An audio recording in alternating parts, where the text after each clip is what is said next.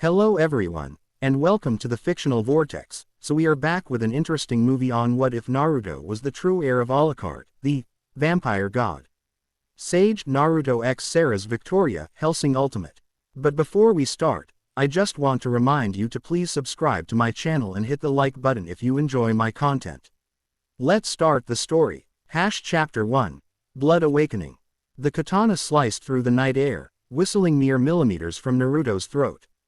He twisted away, muscles screaming in protest as he hurled his body into a backward roll. 3 days without sleep, 72 hours of constant pursuit. Even his legendary stamina had limits. Getting tired, Jinchuriki. The voice belonged to a rogue Jonin, his face Partia. LLY concealed behind a broken Mist Village mask. 6 attackers remained from the original 12. Not terrible odds, but Naruto's chakra reserves were dangerously low. Blood trickled down his temple where a kunai had grazed him earlier. The forest clearing offered little cover, moonlight illuminating his position with cruel precision. Naruto's breath crystallized in the autumn air as he steadied himself against a gnarled oak. "You guys just don't know when to quit," Naruto growled, fingers forming a familiar sign. Shadow Clone Jutsu. Nothing happened. The rogues laughed, a discordant show. Russ of mockery that echoed through the forest. Naruto tried again, desperation clawing at his insides. A single, wavering clone appeared beside him, transparent and already disintegrating. "Pathetic," spat the leader. The Nine-Tails vessel, reduced to this. Something stirred within Naruto then. Not the familiar burning chakra of the fox, but something colder, ancient. A whisper that seemed to emanate from his blood rather than his mind. He shook it off. Hallucinations from exhaustion. Nothing more. The rogues advanced in practiced formation. Naruto catalogued their movements, searching for weaknesses. The leader favored his right side, an old injury perhaps. 2 carried specialized weapons, a kusarigama and what appeared to be a modified Fuma shuriken. The others relied on standard ninjutsu. Last chance to surrender, the leader offered, twirling his katana. "Our employer wants you alive," but he didn't specify condition. Naruto reached for his final kunai, the metal cold against his palm. "Funny, I was about to say the same to you." He lunged forward with unexpected speed, catching even himself by surprise. The kunai found its mark in the leader's shoulder, burying itself to the hilt. A roar of pain split the night as the other attackers converged. The world slowed down. Naruto could suddenly perceive minute details, the individual beads of sweat on his enemies' foreheads. The microscopic tears in their clothing, the subtle shifts in muscle tension telegraphing their attacks before they launched them. He dodged the kusarigama with millimeters to spare, feeling the air displacement against his cheek. The Fuma shuriken user launched his weapon. Naruto didn't just see it coming, he sensed it, as though the metal itself was calling out to him. His hand shot up, catching the deadly weapon between 2 fingers at its center point. The motion was so fluid, so effortless, it felt like something he'd practiced 1,000 times. The rogues hesitated, uncertainty flickering across their faces. "What the hell?" muttered one. Naruto felt a grin spread across his face, feral and unfamiliar. His canines pressed sharply against his lower lip. The scent of blood, his own and the leader's, saturated the air, triggering a hunger that transcended physical need. "My turn," he whispered. He moved without conscious thought, his body flowing like liquid shadow between his opponents. The borrowed Fuma shuriken became an extension of his arm, cleaving through armor and flesh with impossible precision. No wasted movement, no hesitation. 3 attackers fell in seconds, air bodies crumpling before they registered the fatal wounds. The remaining 3 backed away, fear replacing bloodlust in their eyes. "Monster," one whispered. The word struck a familiar chord of pain in Naruto's heart. But something else, something new, embraced it. "Yes," a dark voice seemed to whisper from within. "They should fear what they do not understand." The leader clutched his wounded shoulder, backing away. "What are you waiting for? Kill him." The 2 remaining rogues launched a coordinated attack, one creating a water dragon jutsu while the other sent a barrage of lightning-infused Senbon needles. Time slowed again. Naruto felt his body dissolving, becoming something insubstantial yet powerful. The water dragon passed harmlessly through him. The Senbon likewise met no resistance. His form reconstructed behind his attackers, solid once more. Impossible, gasped the water-style user, turning too late. Naruto's hand plunged through the man's chest, emerging red and dripping on the other side. He withdrew it with a sickening sound that should have horrified him but instead sent a thrill of satisfaction through his veins. The last subordinate dropped his weapons and ran. Naruto let him go. Only the leader remained, katana raised defensively despite his trembling arms. "What are you?" he demanded. Naruto approached slowly, savoring the man's escalating fear. "I'm not entirely sure anymore," he answered truthfully, "but I think I'm hungry." The hunger was overwhelming now, a craving beyond anything he'd experienced. The leader's heartbeat pounded in Naruto's ears like a war drum, each pulse promising sustenance, power, life. When their eyes met, Naruto felt another new ability awaken. "You're going to tell me who sent you." "I'm going to tell you who sent me," the man repeated, his pupils dilating unnaturally. "You will answer truthfully." "I will answer truthfully." "Who hired you to capture me?" "Lord Orochimaru. He seeks the power within you, believes it's changing. Wants to study the transformation." Naruto frowned. "Transformation? What transformation?" "Unknown." His spies reported anomalies in the Nine Tails chakra signature. Energy patterns never before documented. He's afraid. The idea of Orochimaru fearing anything was disturbing enough to momentarily break Naruto's concentration. The man blinked rapidly, awareness returning to his eyes. "What did you do to me?" he snarled, raising his katana. The blade pierced Naruto's chest before he could react, sliding between ribs to puncture his heart. Pain exploded through his body, bright and terrible. He staggered backward, looking down in disbelief at the steel protruding from his chest. The leader's triumphant expression faded as Naruto remained standing. Blood-soaked, the orange and black fabric of his jacket, spreading in a crimson bloom. Yet Naruto felt the pain already subsiding, replaced by that strange, cold power. His hand closed around the blade, slowly pushing it back out of his body. The wound sealed itself before the leader's horrified eyes, not with the bubbling red chakra of the Nine Tails, but with writhing shadows that knit flesh and bone together. "That," Naruto said softly, "was very rude." He moved forward with inhuman speed, seizing the man by the throat. The hunger was unbearable now, a bottomless void demanding to be filled. Naruto's mouth opened wide, wider than should have been possible, and his canines elongated into razor-sharp fangs. He bit down on the junction between the man's neck and shoulder. Hot blood flooded his mouth, carrying with it information, memories. Power. The leader's struggles weakened as Naruto drank deeply, consuming not just blood but something more essential. When he finally released his grip, the body fell to the forest floor. Desiccated beyond recognition, more mummified than freshly dead, Naruto staggered back, horrified yet satiated. Strength surged through his limbs. The exhaustion of 3 days' pursuit had vanished, replaced by vitality that bordered on euphoria. "What have I done?" he whispered, looking at his hands. They appeared normal now, no trace of the shadows that had flowed from them moments before. Had he imagined it all?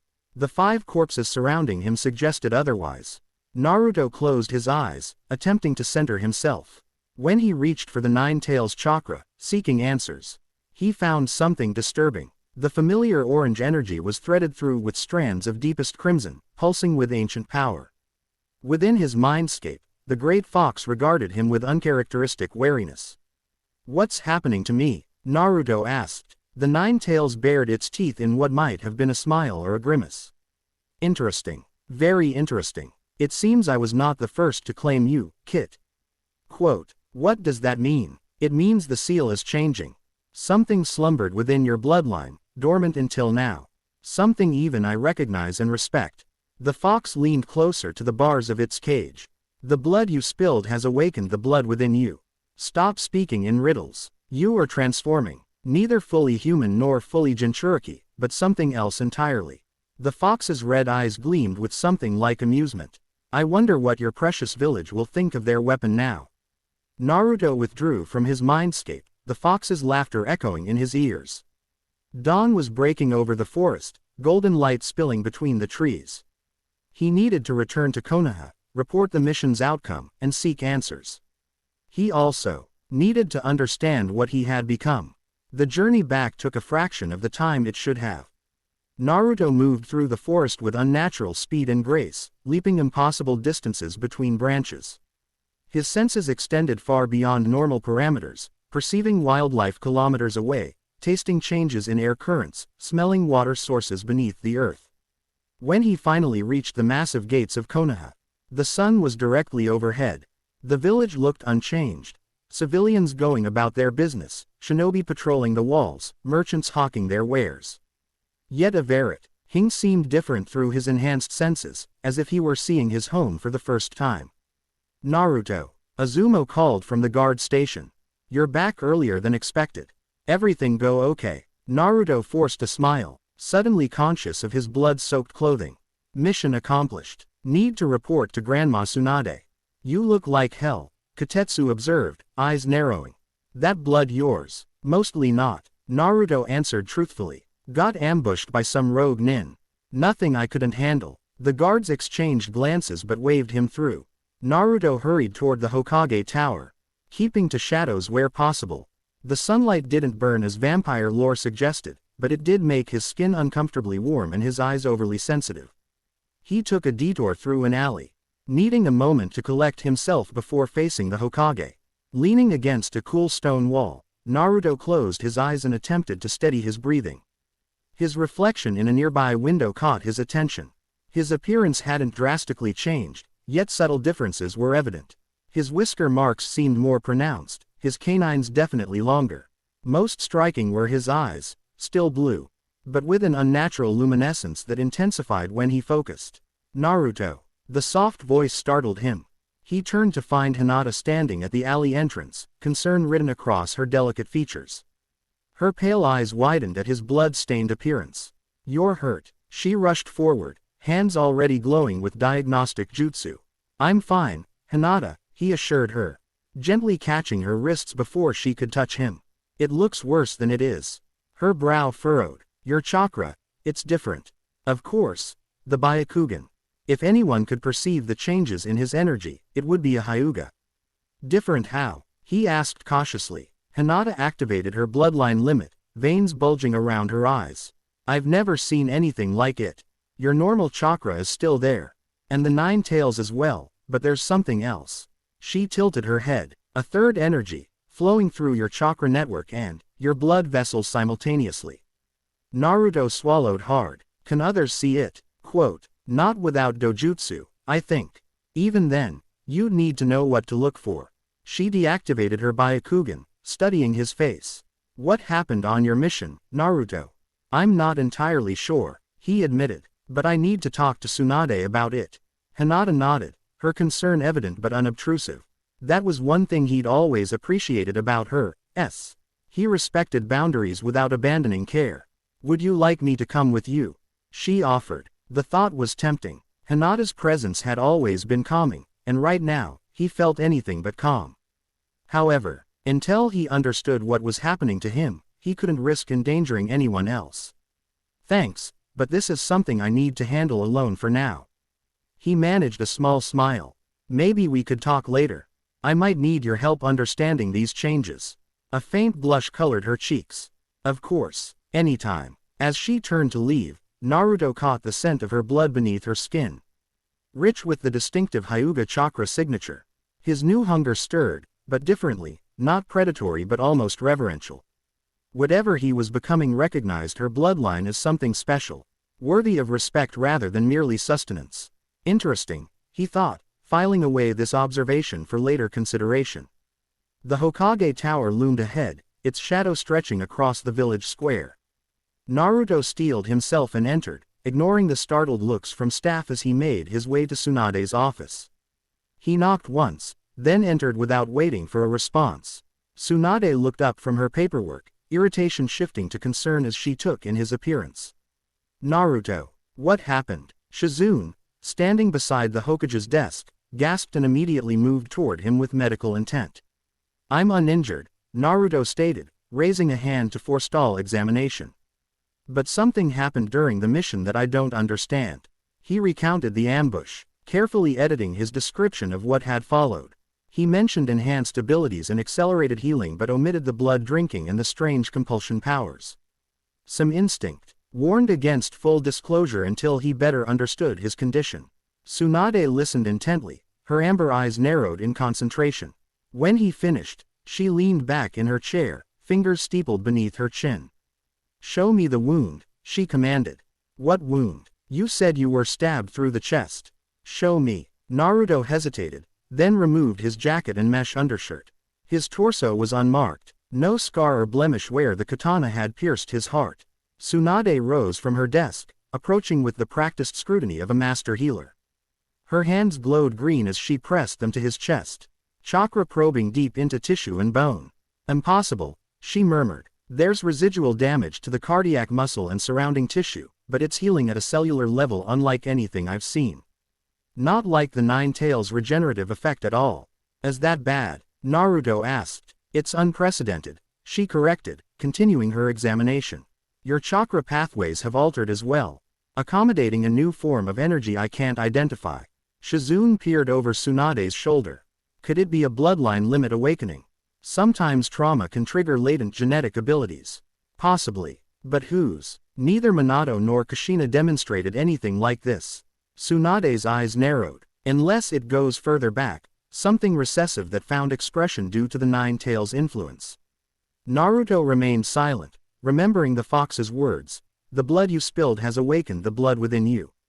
Tsunade straightened. "Decision made. I want you to stay in the village for observation. No missions until we understand what's happening. But, no arguments. We'll run tests, consult the archives. In the meantime, I want you to document any new abilities or symptoms. Anything unusual, no matter how insignificant it seems." Naruto nodded reluctantly. "What about the seal?" Tsunade's expression tightened. "What about it?" The Nine Tails said it was changing. An unspoken communication passed between Tsunade and Shizune. "Show me," the Hokage demanded. Naruto channeled chakra to his abdomen, revealing the complex spiral seal. Tsunade inhaled sharply. The familiar design remained, but additional sigils had appeared around its perimeter, angular symbols that seemed to shift subtly as they watched. "I've never seen markings like these," she admitted. "They're not from any sealing technique I recognize." "Could Jiraiya-sama help?" Shizune suggested. "Possibly. He's due back from his intelligence-gathering mission soon." Tsunade's fingers hovered over the strange symbols, not quite touching them. "Until then, we keep this between us. The last thing we need is the council demanding intervention before we understand the situation." Naruto reactivated his chakra, hiding the seal. "And if these changes continue?" Tsunade met his gaze directly. "Then we adapt. You've overcome every challenge thrown at you so far, Naruto. This will be no different." Her confidence was reassuring, though Naruto suspected she was more concerned than she let on. He retrieved his clothing, wincing as the fabric scratched against his now hypersensitive skin. "Get some rest," Tsunade advised. "Come back tomorrow morning for initial tests." Naruto nodded, turning to leave. At the door, he paused. "Tsunade-bachan, am I still me?" The vulnerability in his question seemed to catch her off guard. For a moment, the legendary Sanin's composure cracked, revealing genuine affection. "You're still you, brat. Never doubt that." Outside, the afternoon sun had disappeared behind gathering storm clouds, providing welcome relief from its intensity. Naruto made his way toward his apartment, acutely aware of every villager he passed. Their heartbeats, their scents, the subtle differences in their chakra signatures, all catalogued automatically by his enhanced senses. By the time he reached his building, rain had begun to fall, fat dropel. ETS that carried the sense of the entire village. Naruto paused on his balcony, inhaling deeply.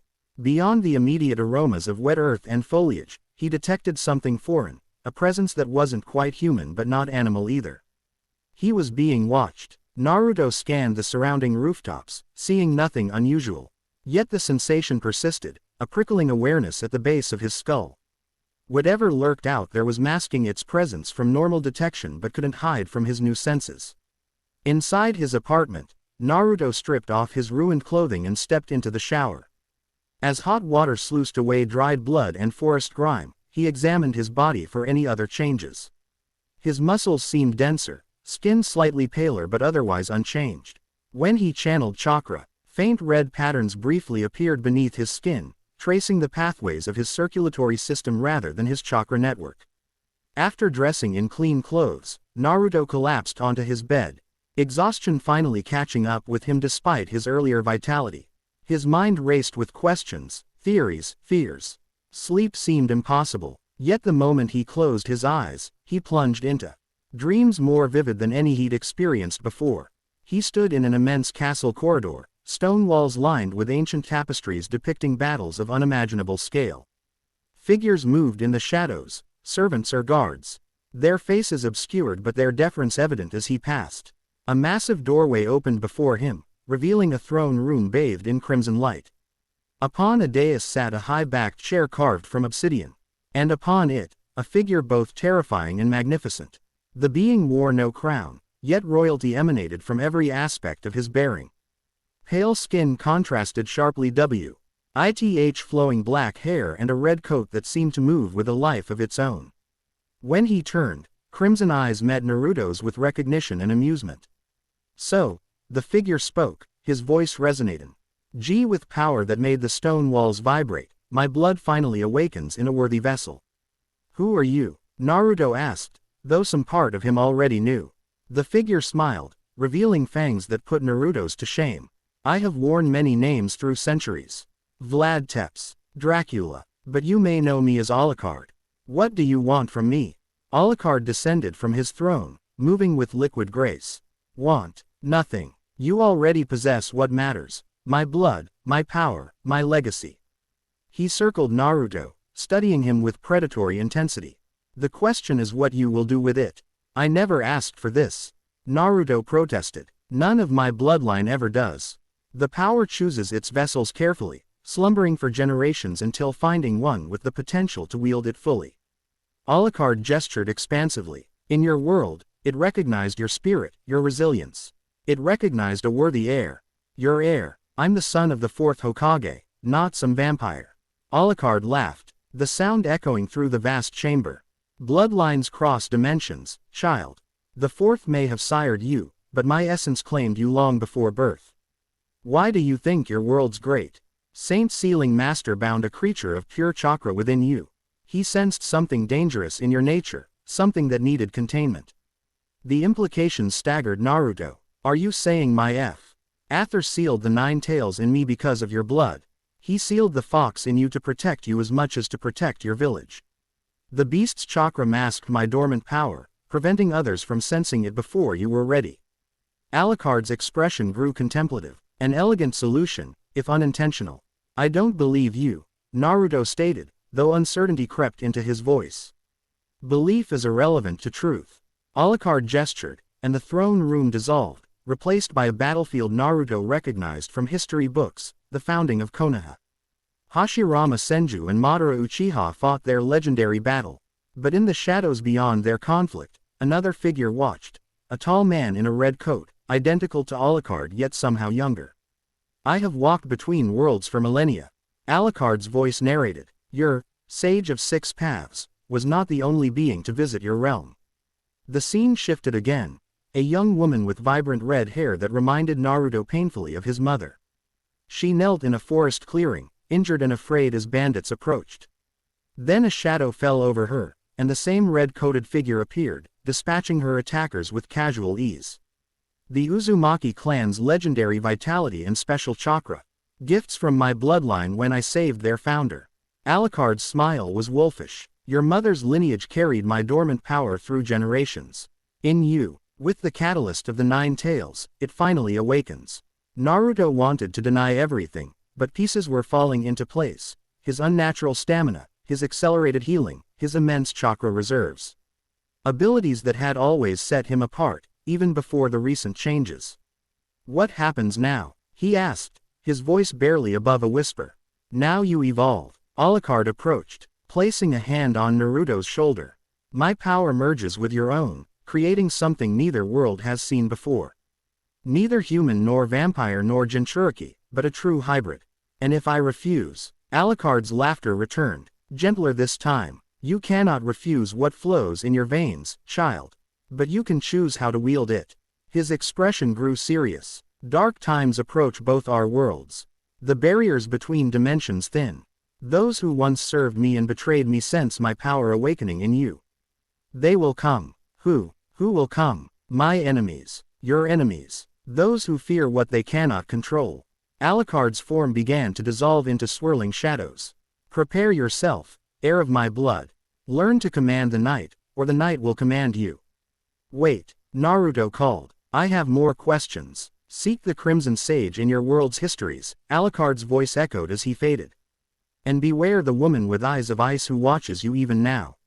She is both ally and adversary, as am I. Naruto woke with a gasp, sweat-soaked and trembling. Moonlight streamed through his window, illuminating a figure perched on his windowsill. Female, petite yet muscular, with short blonde hair and eyes that reflected light like a cat's. You're awake, she observed, voice accented in a way Naruto had never heard before. Good, we don't have much time. Naruto leapt from his bed, kunai in hand despite having no memory of reaching for it. Who are you? The woman raised her hands in a placating gesture. My name is Seras Victoria. I served under Alucard, your ancestor, for many years. Her expression was unreadable. I've come a long way to find you, Naruto Uzumaki. How do you know my name? How did you get into Konoha? The barriers between our worlds are weakening. I crossed over 3 days ago, following the surge of familiar power. Her eyes, a startling crimson in the moonlight, assessed him critically. You've begun the transformation sooner than expected. Naruto lowered his kunai slightly. Transformation into what, exactly? Something beyond vampire, beyond human. Seras stepped into his apartment, movements fluid and predatory. Alucard was the most powerful vampire in history, but you carry his blood mixed with unique energies of your world. Your potential exceeds even his. Is that why I can? Naruto hesitated, unsure how to describe his new abilities. Feed on blood, move through shadows, command lesser minds. Seras nodded. Those are basic vampire abilities. You'll develop more as you adapt. The casual way she said these inhuman powers sent a chill down Naruto's spine. I don't want to be a monster. Something softened in Seras's expression. I said the same thing once. But power itself isn't monstrous, only how you choose to use it. Outside, lightning flashed, briefly illuminating the village. Thunder followed, unusually loud and prolonged. Seras tensed, head tilting as if listening to something beyond human hearing. What is it? Naruto asked. That's not natural thunder, she answered grimly. The dimensional barriers are fracturing. We need to move. As if confirming her words, an explosion rocked the village, not from attack, but from reality itself tearing. Through his window, Naruto saw a massive rift opening in the sky above the Hokage monument, swirling with unnatural energies. Bells began ringing throughout the village. Shouts and running footsteps indicated shinobi mobilizing to address the unknown threat. What's happening? Naruto demanded. The beginning, Seras replied cryptically. Reaching for weapons strapped to her back. Massive firearms unlike anything in the ninja world. Your awakening has accelerated the convergence of our dimensions. Others will sense it and come seeking Alucard's power. Others like you. Some. Her smile revealed fangs similar to his own. Others far worse. Lord Carmilla has sought Alucard's power for centuries. If he discovers a blood heir has emerged. Before she could finish, the building shook violently. Naruto steadied himself against a wall, watching in disbelief as the plaster cracked, revealing ancient symbols identical to those appearing around his seal. The protections are activating, Seras observed with surprise. I didn't think any remained in this world. What protections? Wards against the undead. Alucard placed them throughout key locations during his visits to your world. She traced one symbol reverently. They recognize his blood, and now yours, as exempt. Another explosion, closer this time. Through the window, Naruto spotted figures emerging from the dimensional rift, humanoid but moving with unnatural speed, descending upon the village. Vampire attack, Seras stated, checking her weapons. Lower-level minions, but dangerous to humans. Naruto grabbed his gear, mind racing. I need to help defend the village. You need to understand what you're becoming first, Seras countered. Otherwise, you risk losing control. The hunger will be overwhelming in battle. I can't just hide while Konoha is attacked. Seras studied him for a long moment, then nodded.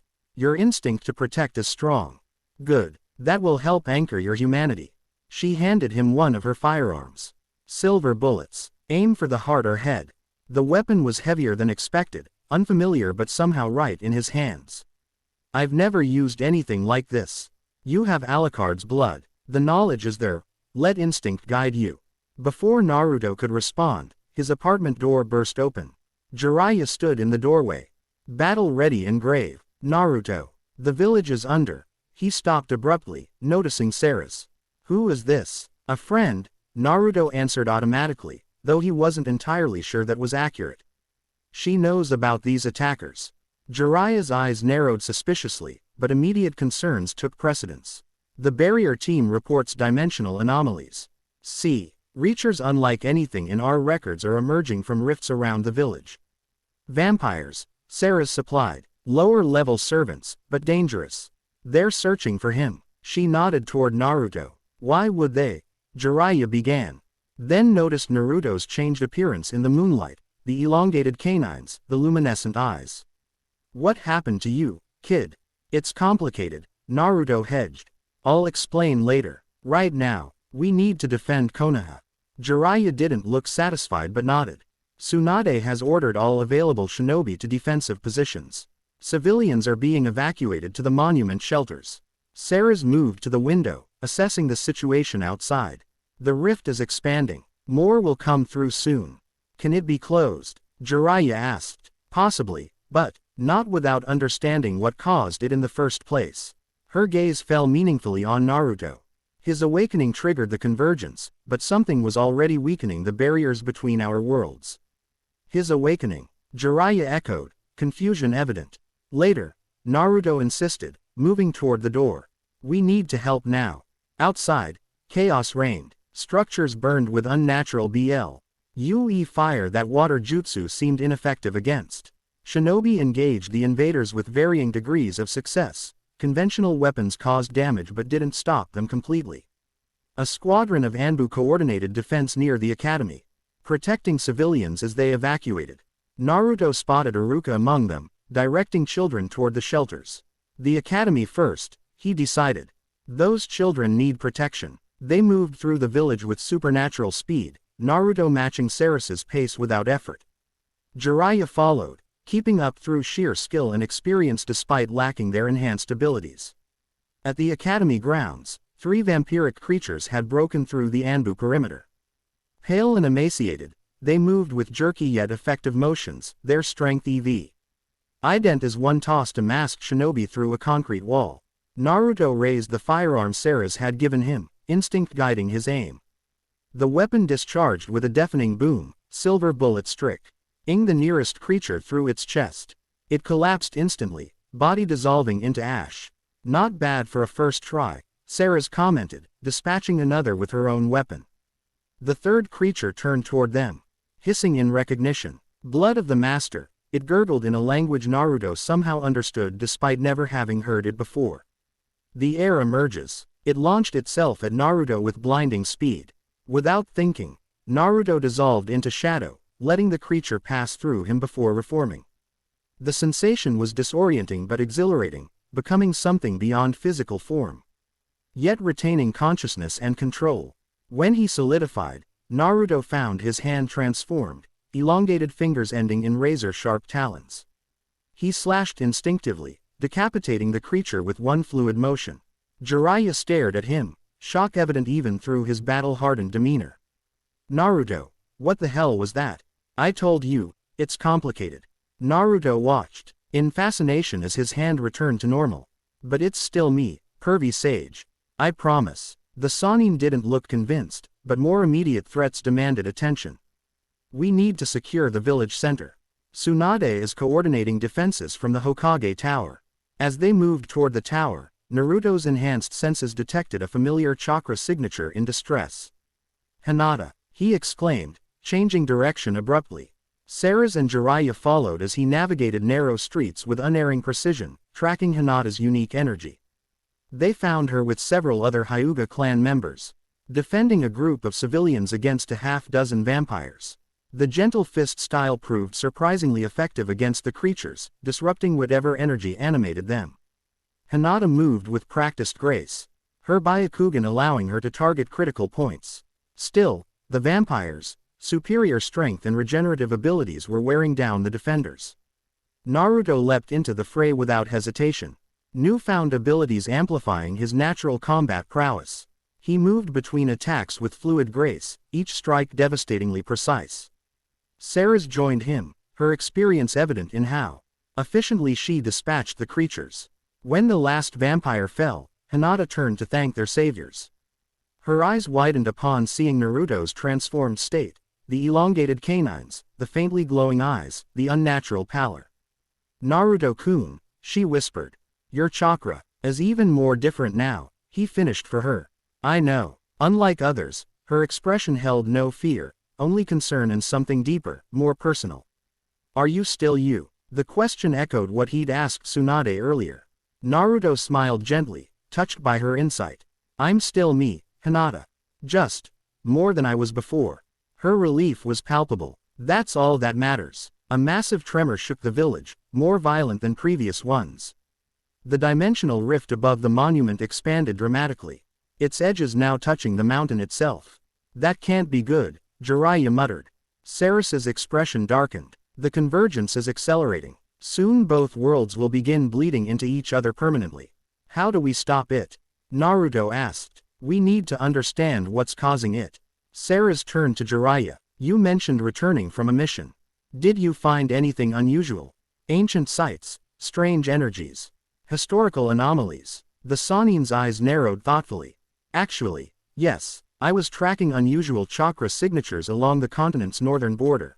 Found ruins unlike anything in our historical records, architecture that doesn't match any known civilization."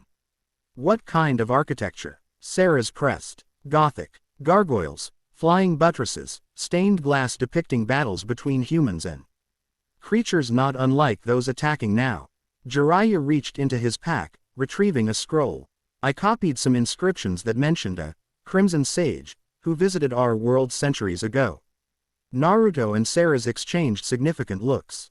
"Alucard," they said simultaneously. The inscriptions spoke of dimensional gateways, Jiraiya continued, and a blood pact that would someday reunite separated worlds. Another explosion rocked the village. Through the chaos, Naruto spotted a figure standing atop the Hokage monument, tall, regal, cloaked in darkness. Despite the fires illuminating the night, even at this distance, he could feel the figure's power and malevolence. "Lord Carmilla," Seras whispered, fear and hatred mingling in her voice. "He's found you already." The figure raised a hand, and the dimensional rift widened further. More creatures poured through, no longer just low-level vampires but more sophisticated beings, some humanoid, others monstrous beyond description. "Who is Lord Carmilla?" Naruto demanded. "Alucard's former lieutenant. He betrayed his master, seeking to usurp his power." Seras's expression hardened. "For centuries, he's hunted Alucard's bloodline, eliminating potential heirs before they could awaken. But he's too late for me," Naruto realized. "I've already begun the transformation." "Yes, which makes you infinitely more valuable to him. If he captures you, he can extract Alucard's essence from your blood, claiming it for himself." The implications were staggering. "Then we need to stop him." "Not yet," Seras cautioned. "You're nowhere near full power. Confronting him now would be suicide. We can't just let him destroy Konoha." Jiraiya placed a hand on Naruto's shoulder. "She's right, kid. Strategic retreat isn't cowardice, it's wisdom. We need to understand what you're becoming before facing an enemy of this caliber." Naruto wanted to argue, but another glance at the devastation spreading through his beloved village quieted his objections. If Carmilla sought him specifically, perhaps removing himself from Konoha would draw the enemy away. "Fine," he conceded reluctantly. "But we need a plan." Seras nodded approvingly. "The ruins your mentor found might contain answers about stabilizing the dimensions. If we can close the rifts, Carmilla's forces will be cut off from reinforcements. And I need to master these new abilities," Naruto added, looking at his hands.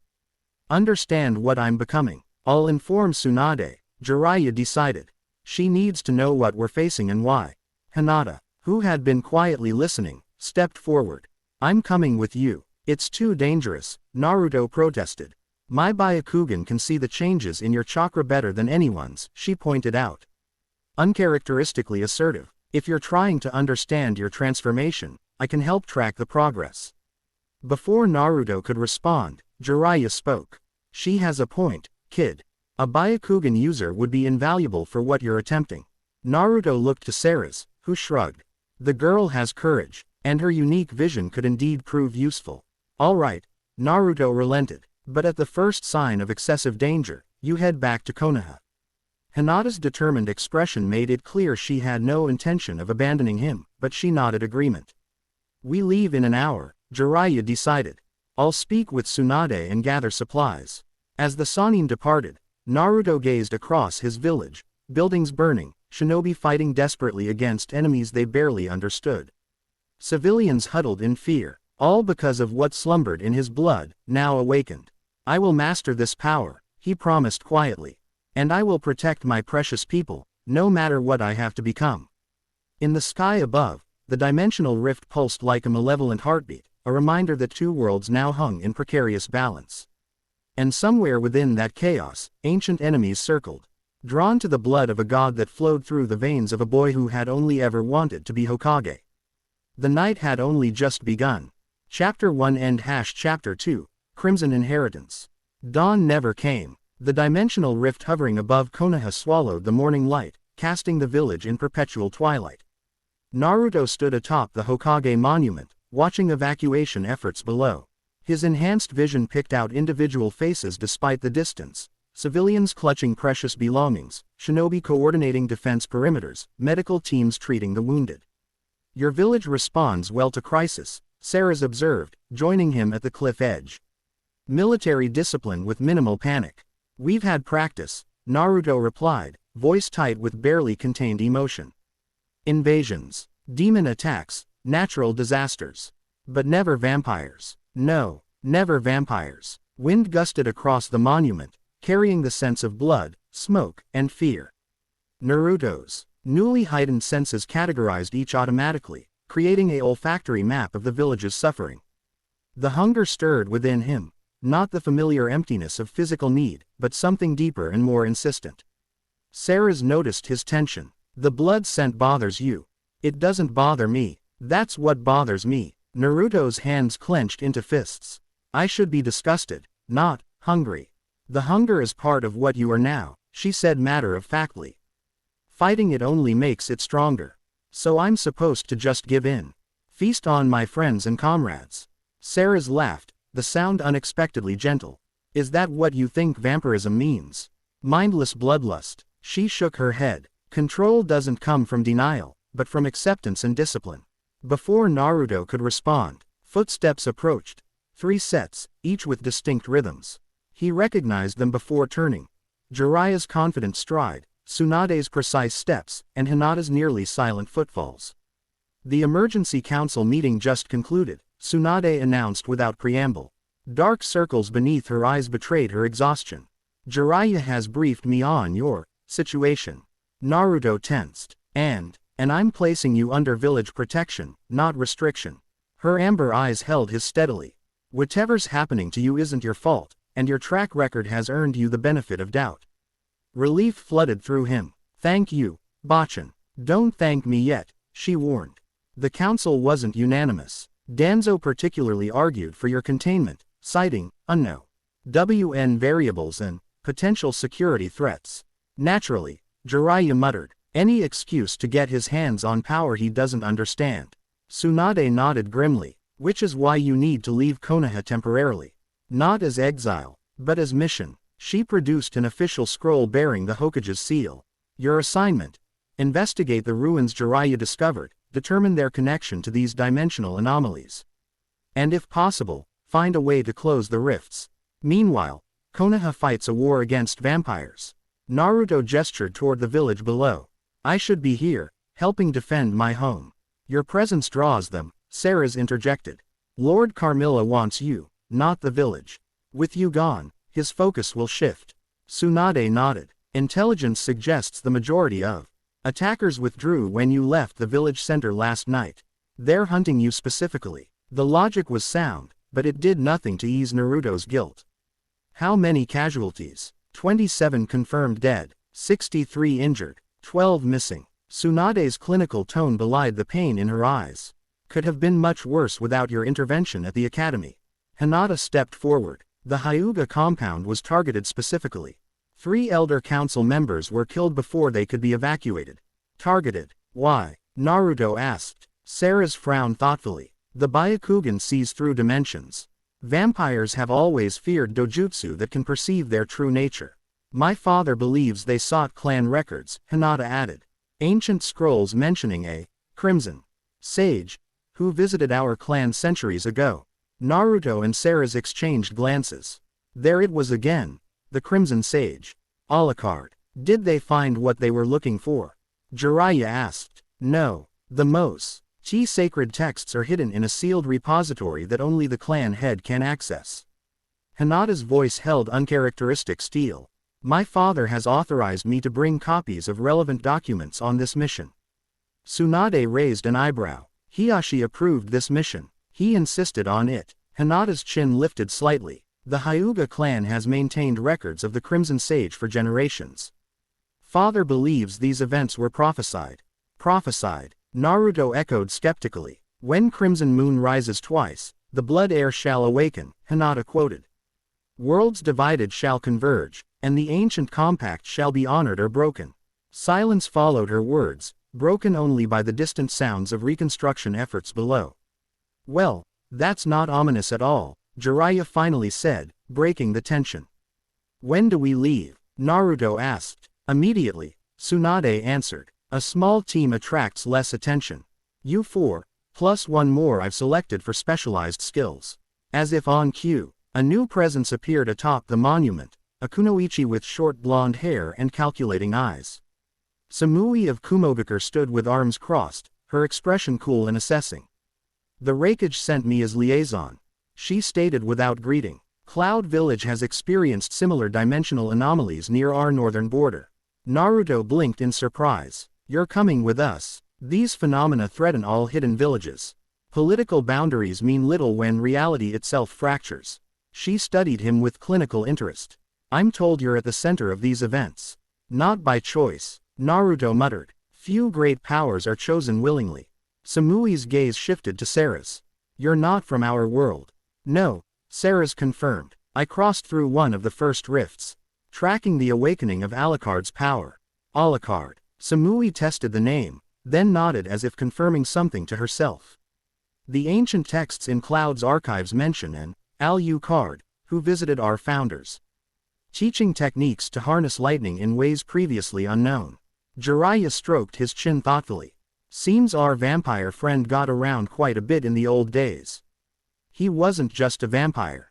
Seras corrected. Alucard transcended conventional limitations. He became something closer to a god than a mere undead. Tsunade raised a skeptical eyebrow. And now his power is awakening in Naruto. Yes, though modified by the unique energies of your world. Seras studied Naruto with professional assessment. The Nine Tails chakra particularly seems to be catalyzing the transformation in unpredictable ways. As if summoned by the mention, Naruto felt the fox stirring within his mindscape. Since the previous night's battle, the creature had been uncharacteristically quiet. Speaking of the Nine Tails, Tsunade began, Jiraiya needs to examine your seal before you leave. The Toad Sage nodded gravely. The new symbols concern me. If the seal weakens while you're away from Konoha, I'm not going to lose control, Naruto insisted. Perhaps not of the fox, Jiraiya conceded. But these vampire abilities are new territory for all of us. Reluctantly, Naruto lifted his shirt, channeling chakra to reveal the seal. The original spiral design remained intact, but the strange angular symbols around its perimeter had multiplied since Tsunade's examination. Jiraiya knelt, studying the modifications intently. These aren't any sealing script I recognize, yet they're integrating with Minato's work seamlessly. He traced one symbol with a fingertip, careful not to inject his own chakra, almost as if the fourth seal was designed to accommodate them. That's impossible, Tsunade objected. Minato created that seal specifically to contain the Nine Tails. Unless he knew about Naruto's bloodline, Seras suggested quietly. The implication hung heavy in the air. Had the fourth Hokage known about the vampire blood in his son? Had the Nine Tails sealing been meant to suppress more than just the demon fox? Jiraiya straightened. Decision made. I'm adding a temporary stabilizing element to the existing seal. It won't interfere with your abilities, but should prevent any unexpected eruptions. Naruto nodded consent. The sage's fingers glowed with chakra as he pressed specific points around the seal's perimeter, integrating new elements that pulsed briefly before fading into the overall design. Done, Jiraiya declared. It should hold until you reach the ruins. There, we can create something more permanent if needed. If we're finished with the preparations, Samui interjected, we should depart. Cloud's intelligence suggests more rifts are opening along our planned route. Tsunade nodded agreement. One final matter. Communication will be essential. She handed each team member a specially marked kunai. These are linked to Konoha's barrier system. In extreme emergency, channel chakra through them. It won't teleport you like the fourth's technique, but will alert our response teams to your location. As the others examined their kunai, Tsunade drew Naruto aside. A private word before you go. They moved a short distance from the group. Tsunade's expression softened from Hokage to something more maternal. Whatever you're becoming, Naruto, remember who you are at your core. Her hand rested briefly on his shoulder. Power changes people, I've seen it too many times. But you've always had a stronger heart than most. I won't lose myself, Naruto promised, touched by her concern. See that you don't. Her smile held sadness and pride in equal measure. And try not to add, Vampire Lord, to your list of titles just yet. Future Hokage is trouble enough. With final preparations complete, the team gathered at Konoha's northern gate. The usual bustle of merchants and travelers was absent, replaced by barricades and defensive seals. Anbu guards nodded respectfully as Jiraiya presented their mission scroll. Beyond the village walls, the landscape showed evidence of the previous night's battle: scorched earth, toppled trees, and the distinctive ash residue left by destroyed vampires. Or concerning were the patches where reality seemed thin, air shimmering like heat mirages despite the cool temperature. Dimensional weak points, Seras explained, noticing Naruto's attention. The barriers between worlds are deteriorating. Can they be repaired? Samui asked. Unknown. The ruins may provide answers. The team moved in standard formation, Jiraiya taking point, Seras and Samui flanking, Hinata and Naruto center.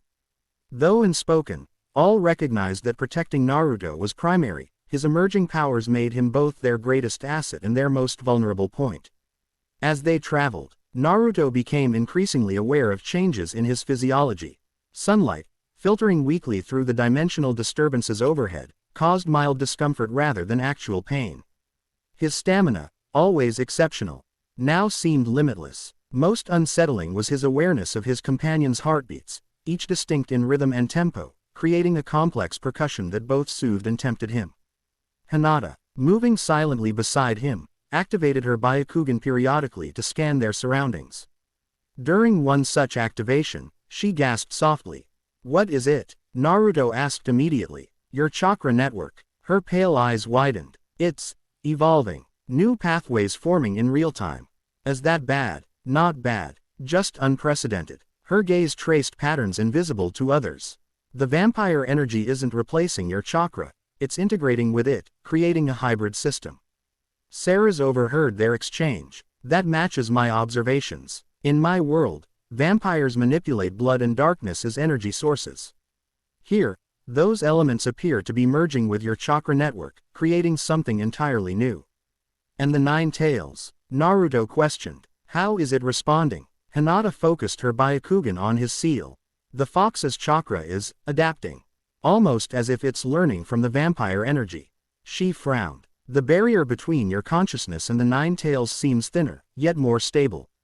That matches what I've noticed internally, Naruto confirmed. The fox is quieter, but somehow more present, if that makes sense. Their conversation ended abruptly as Jiraiya signaled for silence. Ahead, the forest thinned, revealing a village nestled in a small valley, or what remained of one. Buildings smoldered, Bodies lay scattered in streets, and shadowy figures moved with unnatural coordination among the ruins. Atofika guy, Jiraiya whispered. Trading town. Population around 3,000. Not anymore, Samui observed grimly. Those are newly turned vampires. The awkward movements indicate recent conversion. Seras nodded agreement. Cannon fodder. Used to secure territory and create more of their kind. We should avoid them, Jiraiya decided. Circle around to the east. Quote, Naruto stared at the devastation, anger building within him. Those were innocent people, and now they're weapons, Seras stated bluntly. In this state, they retain nothing of their former selves, only hunger and obedience to whoever turned them. Can they be saved? Turned back. Seras's expression softened slightly. No. Once turned, the only mercy is destruction. The cold finality of her words struck Naruto deeply. These weren't enemy shinobi who had chosen their path. They were victims, transformed against their will into monsters. Then we should help them find peace, he said quietly. Before anyone could object, Naruto created a shadow clone. Scout the perimeter, he instructed it. Count their numbers and identify any higher-level vampires coordinating them. The clone nodded and disappeared into the underbrush. Jiraiya gave Naruto an appraising look but didn't countermand the initiative. This detour could jeopardize our primary mission, Samui pointed out. Pragmatic as always. If we ignore this, we're no better than those who created these abominations, Naruto countered. Besides, there might be survivors. The clone dispersed minutes later, its memories flooding back to Naruto. 38 newly turned vampires, 2 higher-level coordinators, and 17 survivors barricaded in a shrine at the town center. Those coordinators are the priority, Seras advised. They maintain control over the newly turned. Eliminate them, and the others become disorganized, easier to dispatch. Jiraiya studied the town layout. Standard sweep and clear. Then, Hinata, you locate the coordinators with your Byakugan. Samui and I will extract the survivors. Naruto and Seras handle the vampire threat. The higher level vampires will sense your awakening power, Seras warned Naruto. They'll target you specifically. Good, Naruto replied grimly. That's exactly what I'm counting on. They moved into position as darkness fell completely. The dimensional disturbances overhead blocking even starlight. For Naruto, however, the absence of light posed no hindrance. His vision had adapted, perceiving the world in shades of red and black with perfect clarity. Hinata, positioned on a rooftop overlooking the town square, activated her Byakugan. Coordinators located, she reported through the radio communicator Tsunade had provided. 1 in the former mayor's residence. 1 patrolling the market district. Numbers between us and the shrine? Jiraiya asked. 12 newly turned. Incoordinated but dangerous. Understood. Moving into position, Naruto and Seras approached from the western edge of town, slipping between abandoned buildings with preternatural silence. The scent of blood hung heavy in the air, triggering Naruto's hunger. He forced it down, focusing instead on the mission. How do I kill them without risking myself? He whispered. Distance is safest until you learn control, Seras advised. Handing him a specialized weapon, smaller than her massive cannons, but similarly designed for vampire hunting. Silver ammunition. Aim for the heart or head. The weapon felt natural in his hands, as if some genetic memory recognized its purpose. Naruto checked the loading mechanism and sighting system with unexpected familiarity. I've never used guns before, he murmured in surprise. Alucard's blood carries knowledge across generations, Seras explained. Combat techniques, languages, even cultural references, all accessible as you develop. A shuffling sound alerted them to approaching danger. 3 newly turned vampires lurched around a corner, their movements jerky yet purposeful. Once human faces had transformed into mask-like visages of hunger, eyes glowing dimly in the darkness. Naruto raised the weapon, aimed, and fired in one fluid motion. The silver bullet struck the lead vampire precisely through its forehead, causing it to collapse instantly into dust. The report echoed through the empty streets, unnaturally loud in the still air. The remaining 2 vampires charged, moving faster than their awkward gait suggested possible. Naruto dispatched one with another perfectly placed shot. The third, however, dodged with unexpected agility and crashed into him, driving them both through a storefront window. Glass shattered around them as they tumbled into what had once been a clothing shop. The vampire, stronger than its emaciated form suggested, pinned Naruto momentarily, jaws snapping inches from his throat. Its breath carried the metallic scent of consumed blood, triggering Naruto's hunger once more. This time, he didn't suppress it. Instead, he channeled it, letting the predatory instincts rise to the surface. His eyes shifted, taking on the luminescent crimson of fully awakened vampire power. Strength surged through his limbs as he effortlessly reversed their positions, now pinning the lesser vampire beneath him.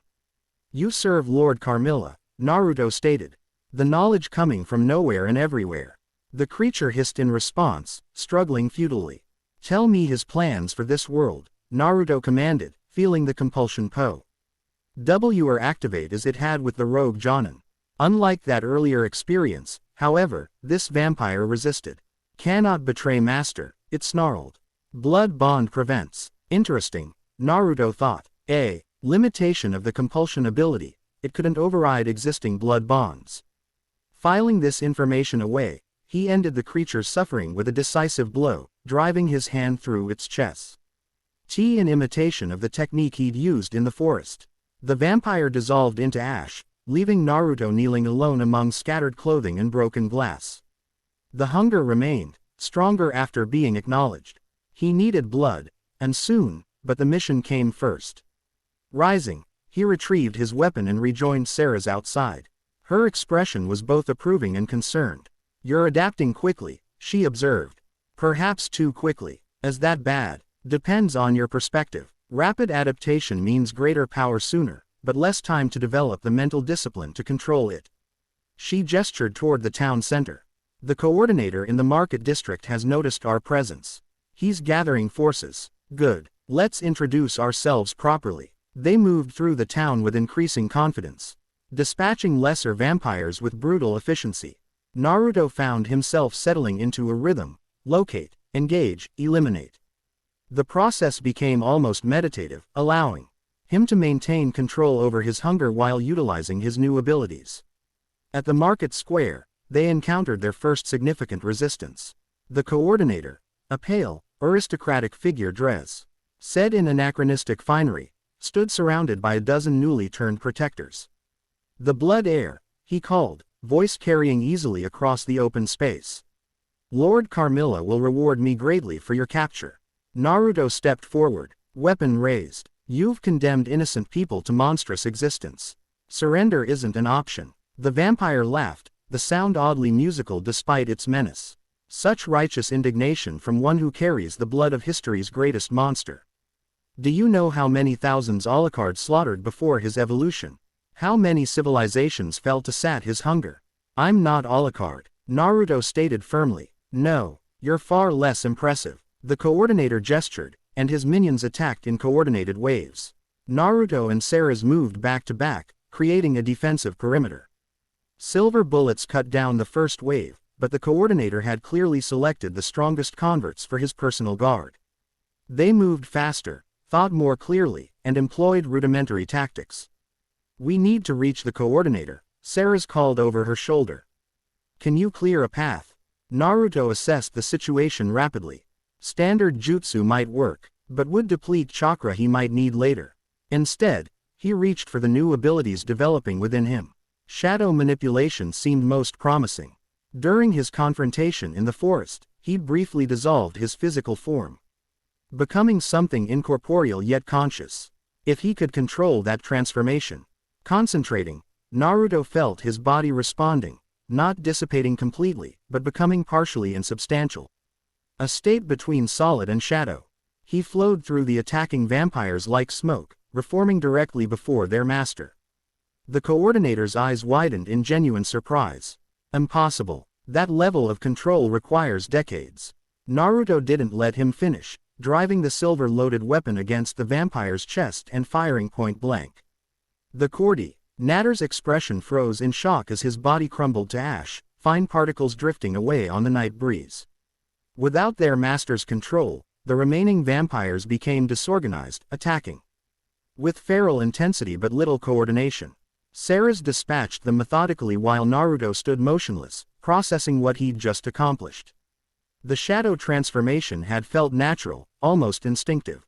Not a technique to be learned but an inherent ability waiting to be acknowledged. What else might he be capable of, if he fully embraced this inheritance? Naruto. Jiraiya's voice crackled through the communicator. We've secured the survivors, but the second coordinator has detected us. We need backup at the shrine. On our way, Naruto responded, shaking himself from contemplation. He and Seras raced through empty streets toward the town's central shrine. The simple wooden structure, once dedicated to local nature spirits, now served as last refuge for the town's surviving citizens. Jiraiya and Samui stood before its entrance, defending against a wave of attacking vampires led by a figure far more imposing than the market coordinator. This vampire stood nearly 7 feet tall, muscled like a professional wrestler, with skin the color of burnished bronze rather than deathly pallor. He wielded a massive battle axe that cleaved through Jiraiya's defensive earth walls with terrifying ease. That's no ordinary vampire, Seras warned as they approached. He's a war form specialist, physical power prioritized over subtlety. Can he be killed the same way? Naruto asked. Silver to the heart will work, but good luck getting close enough. That axe has considerable reach. Naruto assessed the situation quickly. Jiraiya's techniques effectively contained the lesser vampires, while Samui's lightning-based attacks temporarily paralyzed those that broke through. The war form coordinator, however, shrugged off everything they threw at him. I need a distraction, Naruto decided. Something to occupy him while I get behind him. Seras nodded, then did something unexpected. She bit her own wrist, drawing blood that didn't flow naturally but seemed to hover around her like crimson mist. Watch and learn, Heir of Alucard. The blood expanded, taking on shapes: wolves, bats, amorphous tendrils that moved with predatory purpose. Seras directed these blood familiars toward the war form vampire. A swarm of crimson constructs that attacked from multiple angles. Blood manipulation, she explained, noticing Naruto's fascination. One of the higher vampire arts. Your inheritance should include the capacity, though it requires practice. The distraction worked perfectly. The war form coordinator roared in frustration as blood wolves tore at his flesh and bats blinded his vision. His wild swings with the massive axe connected with nothing but air as the familiars dispersed and reformed around his attacks. Naruto circled behind, using shadow form to move undetected. The coordinator's back presented a perfect target, broad and momentarily undefended. He aimed for the heart, finger tightening on the trigger. At the last possible moment, the vampire spun with unexpected speed. The axe blade whistled through the air toward Naruto's neck with deadly precision. Time slowed. Naruto perceived the attack with crystal clarity, the axe's trajectory, the coordinator's smirk. Even the displaced air molecules flowing around the blade. Options presented themselves with mathematical precision in his enhanced consciousness. He could dodge, but the axe would continue its path toward the shrine where survivors huddled. He could attempt to block, but the weapon's momentum would likely shatter any defense. He could try shadow form again, but the transformation wasn't instantaneous. None of these options guaranteed the survivors' safety. There was only one choice that did. Naruto stepped into the attack, angling his body so that the axe would con ECT with his shoulder rather than his neck. Pain exploded through him as the blade bit deep, cleaving through muscle and bone with horrifying ease. His left arm separated completely, falling to the ground with a sickening thud. The coordinator's triumphant expression faltered as Naruto, despite catastrophic injury, didn't fall. Instead, crimson energy surrounded the wound, not blood, but something more fundamental. Shadows and light intermingling, reforming what had been severed. What manner of abomination are you? The vampire hissed. Naruto smiled grimly, raising his weapon with his remaining arm. I told your friend already. I'm not Alucard. I'm something new. He fired directly into the coordinator's heart. The vampire staggered backward, axe dropping from suddenly nerveless fingers. Unlike lesser vampires, he didn't immediately dissolve, but began a slower, more horrifying disintegration. Flesh peeling away from muscle, muscle separating from bone, all crumbling to dust with agonizing sluggishness.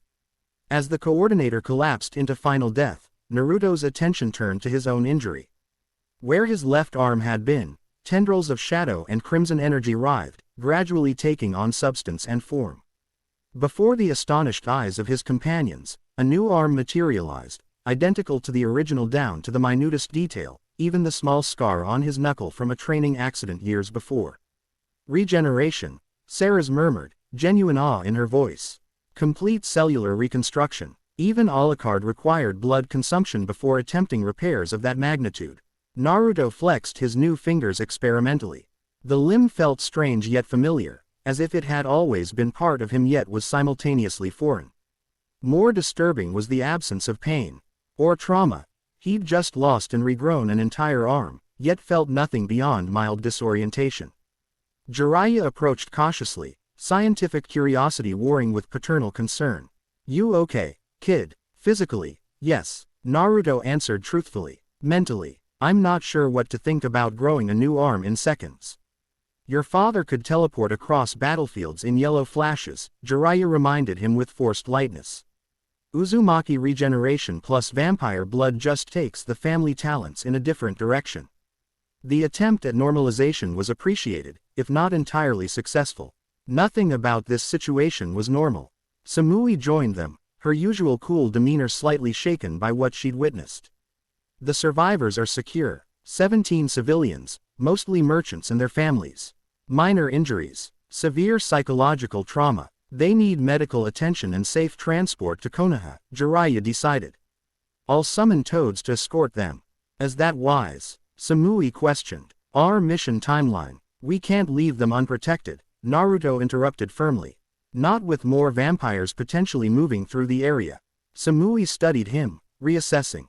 Why? Our prioritization of civilian safety is admirable, if strategically questionable. It wasn't quite approval, but close. While Jiraiya organized the evacuation, Hinata approached Naruto, her Byakugan active. Your arm, she said softly. It's identical to the original in structure, but the chakra pathways are perfect. Perfect. What do you mean? No blockages, no developmental irregularities. Every tenketsu point precisely where it should be, flowing at optimal capacity. Her expression combined awe and scientific fascination. It's as if you grew an idealized version rather than an exact replica. Naruto examined the limb with new interest. Does that mean it's stronger? More efficient with chakra? Theoretically, yes, though I'd need more time to study the differences. Hinata deactivated her Byakugan, concern replacing analysis in her pale eyes. How do you feel about what happened? The simple question, asked with genuine care rather than scientific curiosity, caught Naruto off guard. How did he feel? Terrified, exhilarated, confused, powerful, emotions tumbled through him in chaotic succession. I feel like I'm becoming something I don't understand, he admitted quietly. Every new ability raises more questions than answers. Hinata nodded, her expression thoughtful. When I first developed Byakugan, I saw things no one had prepared me for. People's internal organs, chakra networks, even the minuscule organisms in the air around us. Her voice softened with remembered discomfort. It was overwhelming, frightening. I felt like I was losing myself in all that new information. How did you handle it? I created boundaries, mental filters, learned to see without observing everything at once. She smiled gently. These abilities are part of you now, but they don't define you. You're still Naruto, stubborn, kind, determined to protect everyone precious to you. That hasn't changed, even if your arm can regrow itself. Her perspective, so simple yet profound, settled something within him. Thank you, Hinata, for seeing me, not just what I'm becoming. A faint blush colored her cheeks, but her gaze remained steady. I've always seen you, Naruto-kun. That won't change either. Their moment of connection was interrupted by Seras, who approached with purposeful stride. Now that the immediate threat is neutralized, we should continue toward the ruins. More vampires will come, drawn by the deaths of their coordinators. Jiraiya's handling the civilian evacuation, Naruto informed her. He'll catch up to us later. Seras nodded approval. A smaller group moves faster anyway. With the sage delayed, I suggest we use this opportunity for your first proper training session. Training. Here, you've displayed impressive instinctive use of several vampire abilities, shadow form manipulation, enhanced perception, regeneration. But instinct only takes you so far. Her expression grew serious. The hunger will continue intensifying until you feed properly. I'm not drinking human blood, Naruto stated firmly. Did I suggest that? Seras raised an eyebrow. There are alternatives, though less satisfying. Animal blood can sustain you temporarily. Certain plants with high iron content can dull the craving. But eventually, you'll need to understand proper feeding techniques that don't harm donors. Donors? Samui questioned, joining their conversation. You mean willing blood sources? Precisely. In my world, many vampires maintain networks of willing donors who provide small amounts regularly, without harm or unwilling conversion. The concept was simultaneously disturbing and oddly reassuring. The idea of surviving without harming innocents offered hope, even if the method remained unsettling. Fine, Naruto decided. Basic training while we travel. But nothing that delays reaching the ruins. Seras smiled slightly, revealing the tips of her fangs. Let's start with the most pressing need, then. Hunger management. The survivors secured and evacuated under Jiraiya's protection. The remaining team, Naruto, Seras, Hinata, and Samui, continued northward toward their primary objective. Dense forest gradually gave way to rolling highlands as they entered the territory bordering Earth country. As they traveled, Seras instructed Naruto in vampire fundamentals, controlling heightened senses to prevent overload, nagging the hunger through meditation techniques, and accessing enhanced physical abilities without triggering unwanted transformations. Vampire powers operate on hierarchy of need, she explained during a brief rest. Basic abilities like strength, speed, and sensory enhancement require minimal energy and control. Advanced abilities, shadow manipulation, blood constructs, hypnotic command, demand both energy and discipline. And blood consumption powers everything? Naruto asked. In traditional vampires, yes. Your case is unique. You have chakra as an alternative energy source, plus whatever the Nine Tails contributes. Hinata, listening intently, activated her Byakugan. The vampire energy seems to flow alongside chakra pathways rather than through them, she observed. They interact but remain distinct systems. Like two rivers running parallel, occasionally crossing. Samui suggested, revealing unexpected poetic tendency beneath her pragmatic exterior. Exactly, Hinata confirmed. When Naruto uses standard jutsu, the vampire energy remains dormant. When he accesses vampire abilities, chakra supplements but doesn't replace the primary power source. Which explains why I'm so hungry, Naruto realized. I'm burning energy from both systems simultaneously. Seras nodded. Until you feed properly, the vampire abilities will continue draining your reserves faster than they can replenish. As if summoned by discussion of hunger, wildlife scattered from underbrush ahead, a deer bolting across their path, terror evident in its wide eyes and frantic movements. Something scared it, Samui observed. Reaching for her blade, something unnatural, Seras agreed, weapon already drawn. Hinata, the Hyuga heiress activated her Byakugan, scanning the forest ahead. Her expression tightened. 8 figures approaching. Their chakra patterns are wrong. Stagnant pools rather than flowing networks. Vampires, Naruto concluded. Different from those in the village, Hinata continued. More coordinated. Stronger energy signatures. Elite hunting party, Seras translated grimly. Not newly turned cannon fodder, but trained trackers. They're following our trail specifically. Samui assessed their position with tactical precision. Forest provides cover but limits movement. Open ground ahead would expose us but allow greater combat flexibility. They know we're here, Naruto pointed out. Stealth isn't an option. Decision made, the team moved into defensive formation at the forest edge. Open highland stretched before them, rolling hills covered in east high grass that rippled like water in the persistent wind.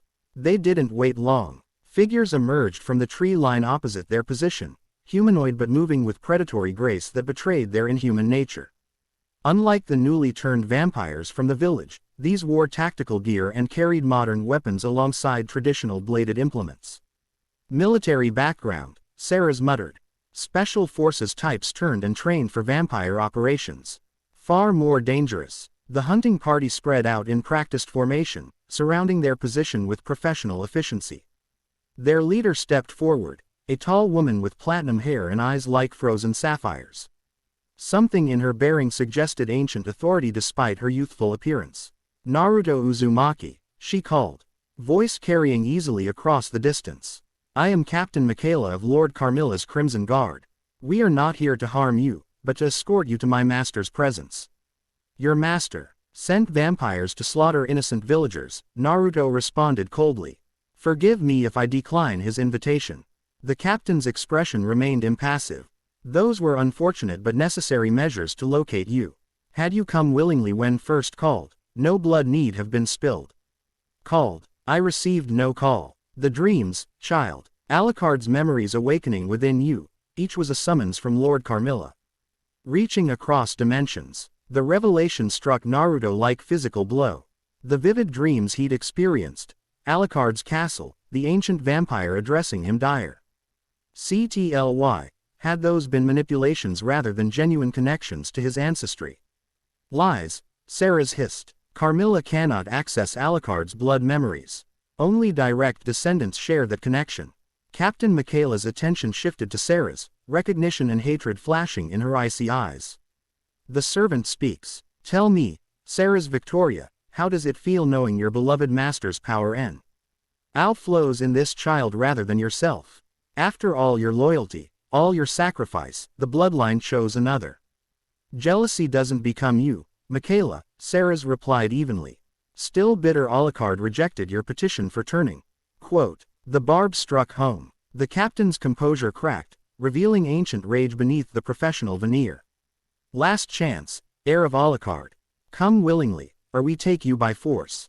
I'll make this simple, Naruto stated, stepping forward. I'm not going anywhere with Carmilla's servants. Leave now, return to your master, and tell him to close these dimensional rifts before more innocents suffer. Michaela sighed with theatrical disappointment. As expected, fortunately, Lord Carmilla provided contingencies for your stubbornness. She gestured, and her subordinates raised their weapons. Not the firearms Naruto expected, but strange devices emitting faint blue energy. Before he could react, they fired simultaneously.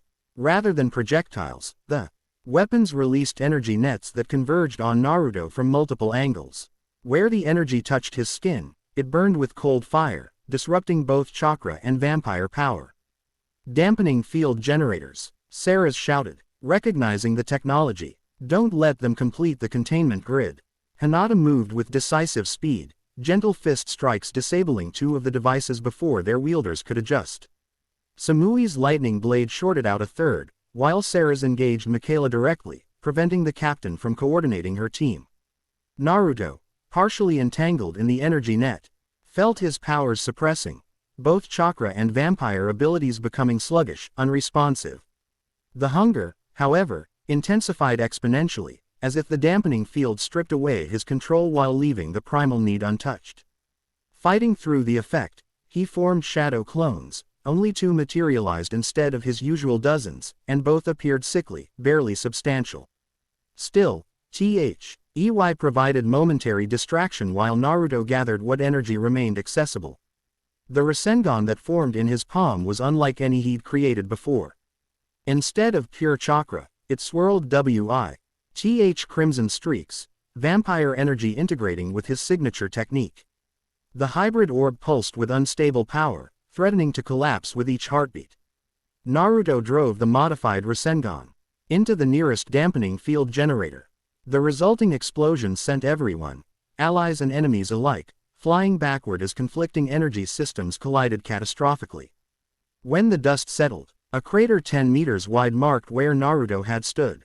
He emerged from its center, clothing tattered but physically unharmed. The dampening field had dissipated, and with it, the artificial suppression of his abilities.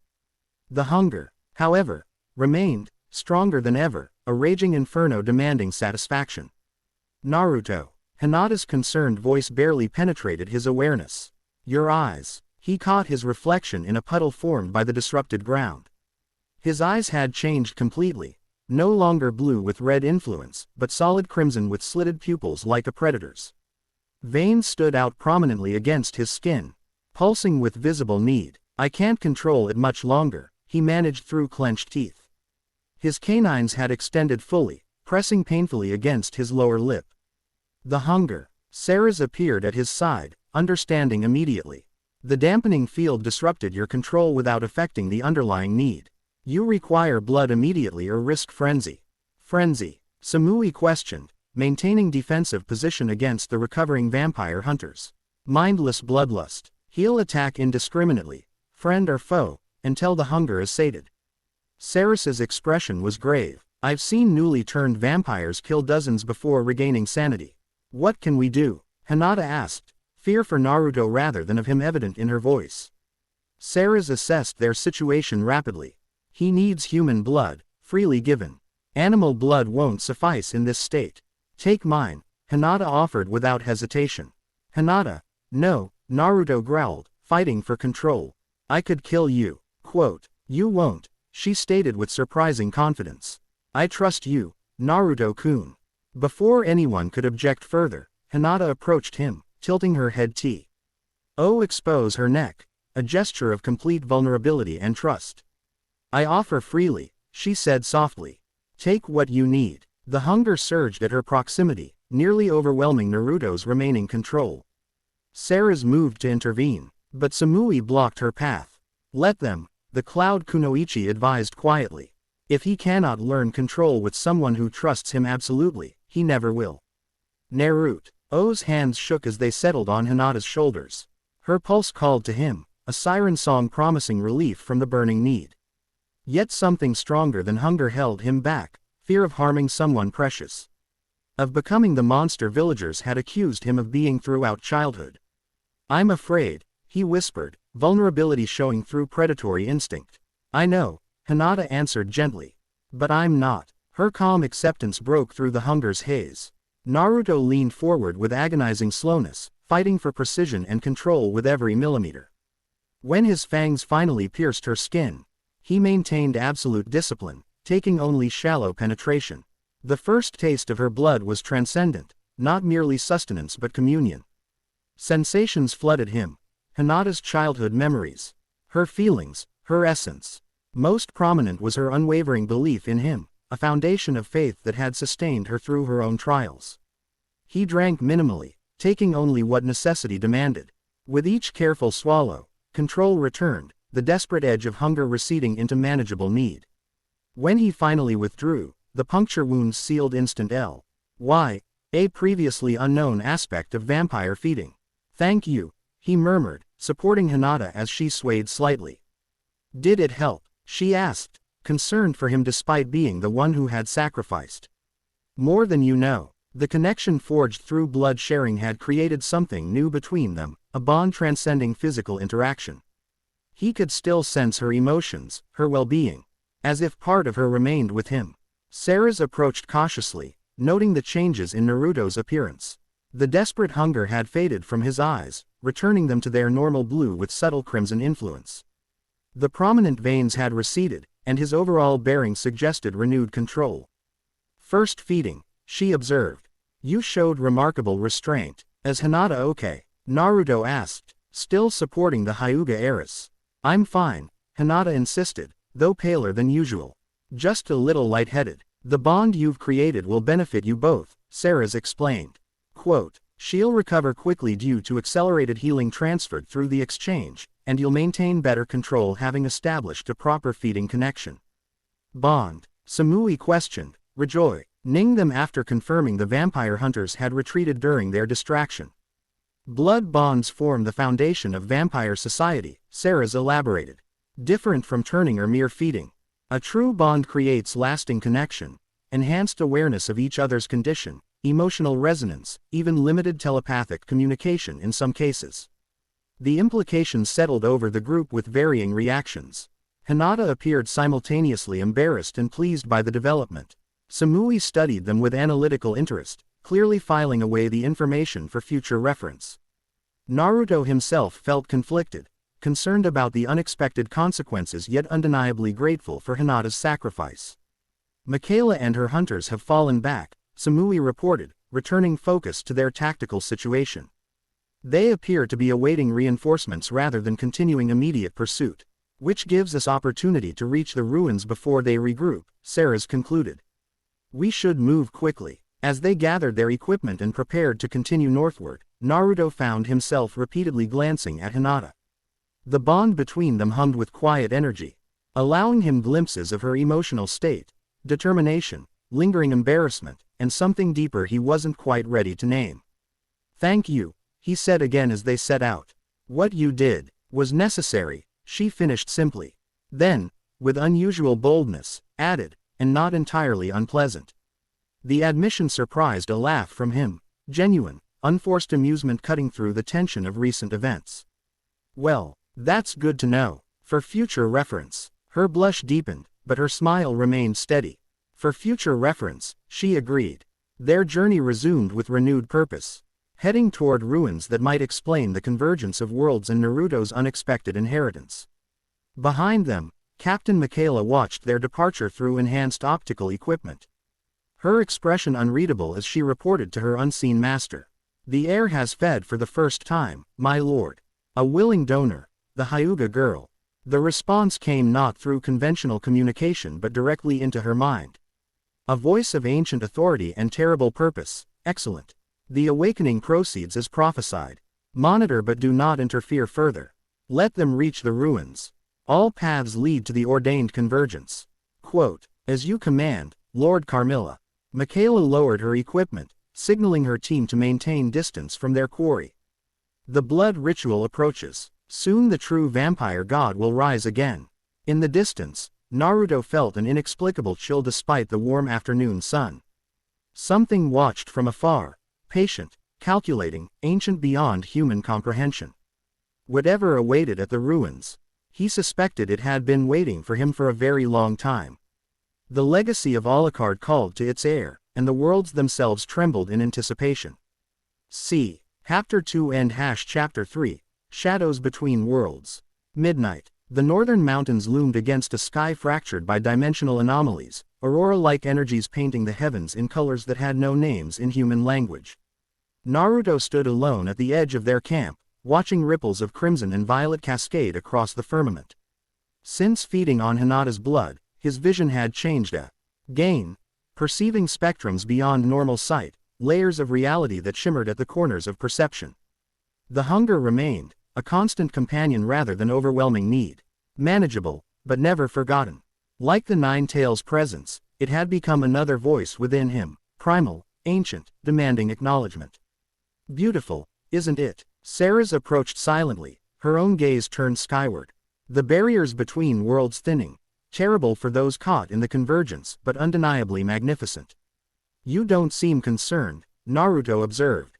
"Concerned? Yes. Surprised? No." Moonlight caught the angles of her face, highlighting its inhuman perfection. Dimensional barriers have collapsed before. Worlds merge, separate, evolve. The multiverse breathes like a living creature, expanding and contracting across epochs. "You speak from experience." A sad smile touched her lips. "I've witnessed 3 convergences in my lifetime. The most recent nearly destroyed London before Alucard intervened.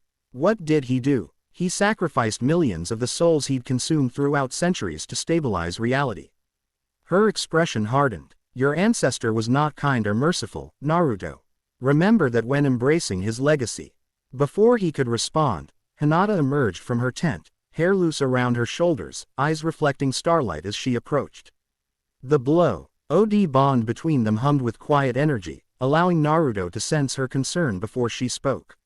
"You should rest," she said softly. "We reach the ruins tomorrow." "Can't sleep," Naruto admitted. "Too many thoughts. Too many." He hesitated, uncertain how to describe the sensations cascading through his altered consciousness. "Perspectives," Seras supplied. "Your mind now processes information from multiple planes simultaneously. It takes time to develop filters." Hinata studied him with her Byakugan, activated almost unconsciously whenever she assessed his condition. "Your chakra networks have stabilized since the feeding, but new pathways continue forming. The integration accelerates during sleep cycles." "Which explains the dreams," Naruto murmured. "Memories that aren't mine. Places I've never seen." "Alucard's experiences," Seras confirmed. "His blood carries knowledge across generations, combat techniques, languages, historical events. The dreams are your subconscious organizing this inheritance. Last night I dreamed of a battlefield, thousands of soldiers impaled on wooden stakes while a man in armor watched from a hillside. Naruto shivered despite the warm night air. I felt his satisfaction, his belief in the necessity of such brutality. It was disturbing. Wallachia, 1462, Seras identified immediately. Vlad Tepes. Before he became Dracula, before He became Alucard, defended his homeland against Ottoman invasion through psychological warfare. The Sultan's army retreated without engaging after witnessing 20,000 of their countrymen impaled along the approach to Targovist. You know the exact date. I carry some of Alucard's blood too, she reminded him. Though my connection pales compared to yours. I receive echoes. You inherit the source directly. Hinata moved closer to Naruto, her presence somehow anchoring him amidst these unsettling revelations. The bond between them had strengthened over the past day, developing nuances beyond the initial connection. He could sense her emotions with increasing clarity, concern layered over determination, affection shadowed by uncertainty. Perhaps I could help, she offered. With the Byakugan, I can see how these energies flow through you. I might be able to help you visualize and control them better. Like chakra control exercises, Naruto questioned. Similar principle, different application. Hinata seated herself on the ground, gesturing for him to join her. Meditation first, to establish baseline awareness. Naruto complied, settling cross-legged before her while Seras watched with evident curiosity. The night air carried the scent of pine and distant snow from higher elevations, crisp and clarifying. Close your eyes, Hinata instructed, her natural shyness forgotten in the focus of purpose. Visualize your normal chakra pathways as you would during conventional training. The familiar exercise came easily. Years of practice had established the mental discipline necessary for basic chakra manipulation. Naruto perceived his network as interwoven channels of luminous blue energy, flowing from core to extremities in established patterns. Now, Hinata continued, her voice taking on a hypnotic quality, expand your awareness to include the secondary network, the vampire energy flowing alongside your chakra system. This proved more challenging. The vampire energy didn't follow established pathways but seemed to course through his entire being. Blood, bone, tissue, even inhabiting spaces between cells. It pulsed with rhythms both similar to and distinct from his heartbeat. As if following music only it could hear.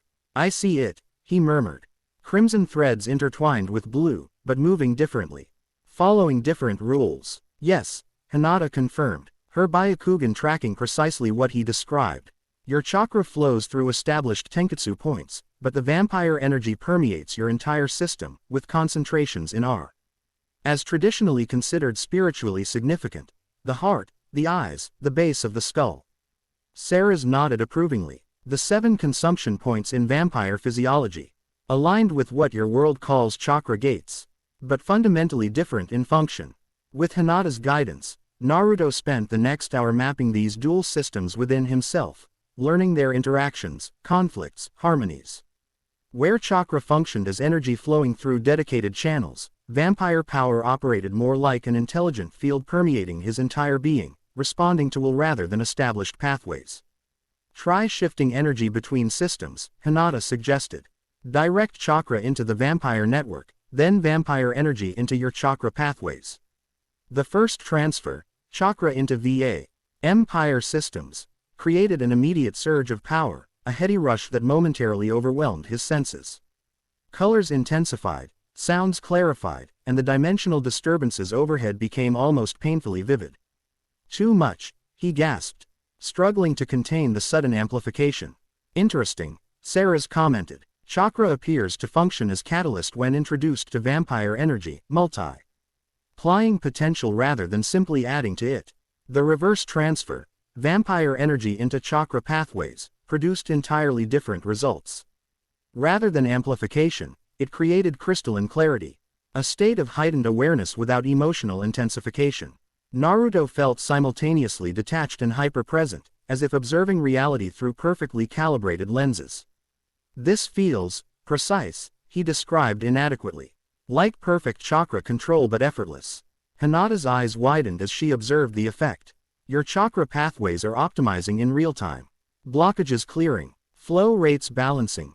changes that would normally require years of meditation happening in seconds. The vampire energy is intelligent, Seras explained. It seeks efficiency, perfection. When directed into your chakra system, it naturally identifies and corrects imperfections. They continued experimenting with these energy transfers, discovering various effects and applications. By time Eastern Mountains showed the first hint of pre-dawn light, Naruto had developed rudimentary control over both systems, capable of directing energy flows with increasing precision. "You're a remarkable teacher," he told Hinata as they concluded the session.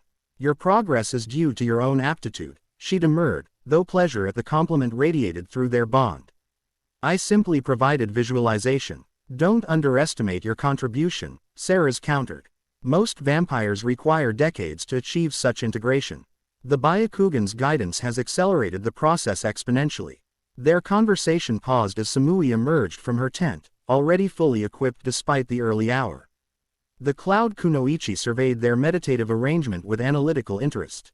"Productive night?" she inquired, her tone revealing nothing of her thoughts. "Very," Naruto confirmed, stretching as he rose. "Hinata helped me understand my dual energy systems better." Samui nodded, unsurprised. "Efficient approach. The Hyuga's visual abilities provide distinct tactical advantages for this situation." She glanced at the lightening horizon. "We should reach the ruins by midday if we maintain reasonable pace." As they broke camp and resumed their journey, Naruto found himself appreciating Samui's pragmatic nature more than initially expected. Where others might have reacted with fear or fascination to his transformation, she approached it as simply another factor in mission parameters, neither judging nor particularly impressed, merely calculating its strategic implications. The terrain grew increasingly rugged as they ascended into the mountains proper.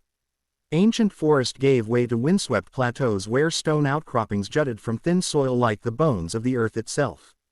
The dimensional disturbances intensified with elevation, reality rippling visibly at certain points, sounds from elsewhere occasionally bleeding through.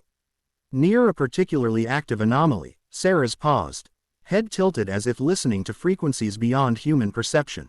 "What is it?" Naruto asked. "Voices from my world." Her expression turned grave. "Military communications. Our dimensional breach has attracted attention from more than just vampires. Human military. Are they threats?" "Potentially greater threats than vampires," she confirmed grimly. "My world developed organizations specifically designed to combat supernatural entities, Hellsing, Iscariot, others. They possess weapons capable of destroying even powerful vampires. Like these dampening field generators Michaela's team used." Samui questioned. "Those were relatively primitive models. The advanced versions can reduce a master vampire to component atoms in seconds." Seras's expression darkened with memory. "I've seen entire vampire covens eliminated by a single strike team." The revelation added urgency to their mission. If such forces found passage between dimensions, Konoha would face threats beyond anything its shinobi were prepared to counter. Around midday, they crested a final ridge and beheld their destination.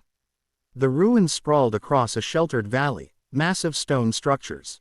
Unlike any architectural style known to the elemental nations, Gothic spires reached skyward, crumbling but still magnificent.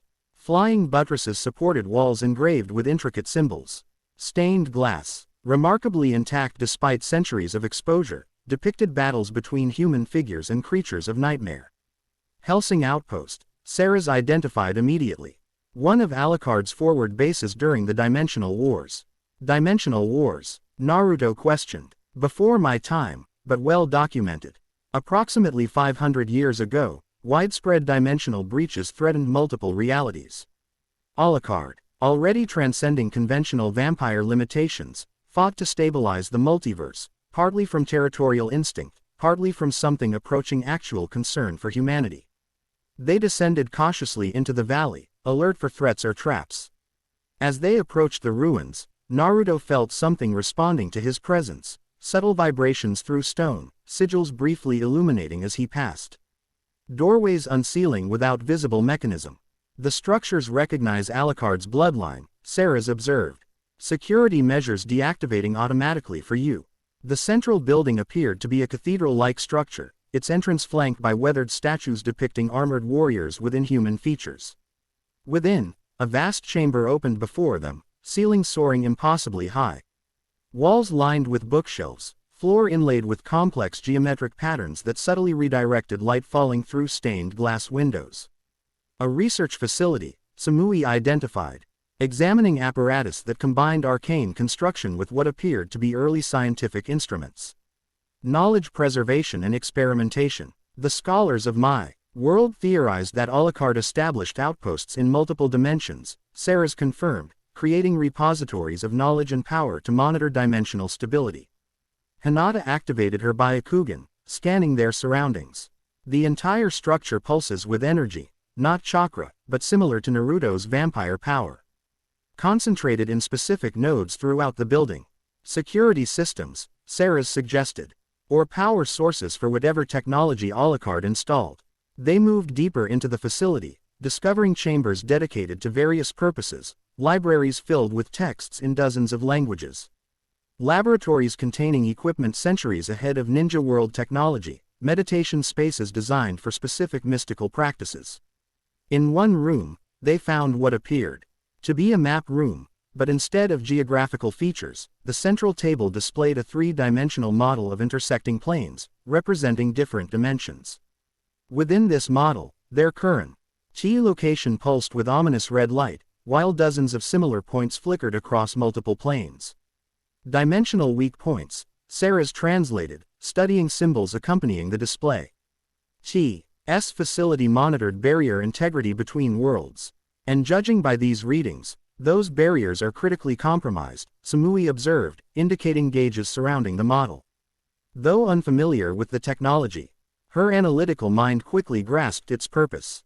Naruto approached the central display cautiously. As his hand passed over the model, it responded to his presence, expanding, revealing greater detail. Sections illuminating in sequence as if presenting information specifically for him. It recognizes you as authorized user, Hinata noted, watching the interaction with her Byakugan. The energy patterns shift to accommodate your specific signature. Before Naruto could respond, a new presence registered at the edge of his awareness, powerful, controlled, approaching rapidly from the east. Not vampire, but something equally potent in different ways. Someone's coming, he warned. A strong chakra signature, but unusual. Hinata immediately extended her Byakugan's range.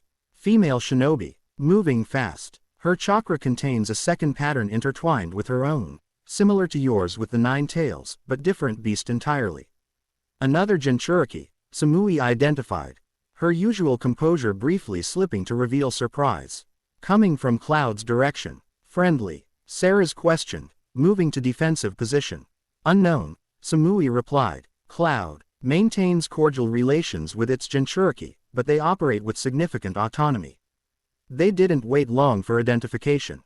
The newcomer arrived with impressive speed, landing gracefully at the ruins' entrance.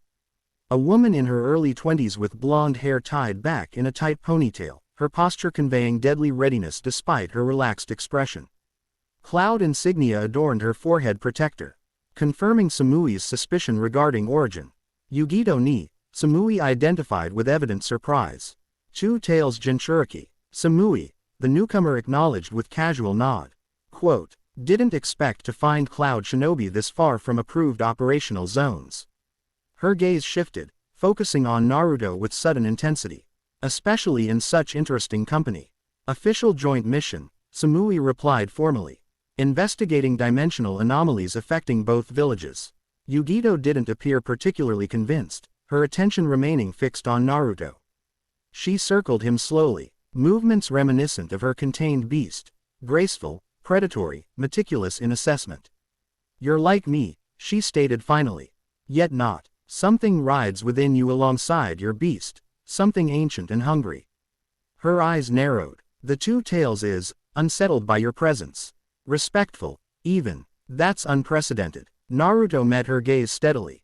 9 tails Jinchuriki, plus recent complications. My name is Naruto Uzumaki. I know who you are, Konoha's #1 unpredictable ninja. A smile touched her lips, revealing slightly elongated canines, not vampire fangs, but feline adaptations from her biju. Your reputation precedes you, though it failed to mention your evolution. Recent development, he acknowledged. Still adapting. Evidently. Her nostrils flared slightly, scenting the air around him. You carry the blood of something older than the Biju themselves. Something that walks between worlds. Her head tilted curiously. The Nibi calls it, Night Father, in our communications. The term triggered recognition in Seras, who stepped forward with sudden interest. Night Father, an ancient designation for Alucard among certain mystical communities. The Biju recognized his blood signature. Quote, the two tails exists in multiple planes simultaneously, Yugito explained. It perceives dimensional energies as clearly as physical matter. She refocused on Naruto. When these anomalies began appearing, Matabi directed me here, insisting a descendant of Night Father would arrive. You were waiting for me? Naruto questioned, surprised. For someone, didn't expect a fellow Jinchuriki. Her expression became more serious. These dimensional fractures threaten all hidden villages. Cloud dispatched me to investigate independently of normal command structures. Hence my surprise at finding you here, Samui noted. The Raikage mentioned no such mission during my briefing. Need to know basis, Yugito replied with casual dismissal. Jinchuri. Key operations often bypass standard protocols. She turned back to Naruto. More importantly, what exactly are you becoming, Naruto Uzumaki? The energy signature you're emitting is unlike anything I've encountered. Biju chakra intertwined with something potentially more dangerous. Before Naruto could formulate response, the dimensional display behind them surged with sudden activity, sections illuminating with urgent intensity. Symbols flashing warning patterns. Simultaneously, the dimensional anomalies visible through the cathedral windows intensified, colors shifting toward blood-red spectrums. The convergence accelerates. Seras translated, studying the display's warnings. Multiple breaches forming around this facility. Is our presence triggering it? Hinata asked, Byakugan active as she monitored energy fluctuations. Not presence alone, Seras clarified, but proximity of specific energy signatures. The 9 tails and 2 tails together, plus Alucard's awakening bloodline. The combination creates resonance patterns that destabilize dimensional barriers. As if confirming her assessment, reality rippled visibly around them, air shimmering, sounds distorting, gravity itself momentarily fluctuating. Through these distortions, glimpses of another world became visible, urban landscapes, technological devices, figures moving with purpose among concrete structures. Breach forming, Seras warned.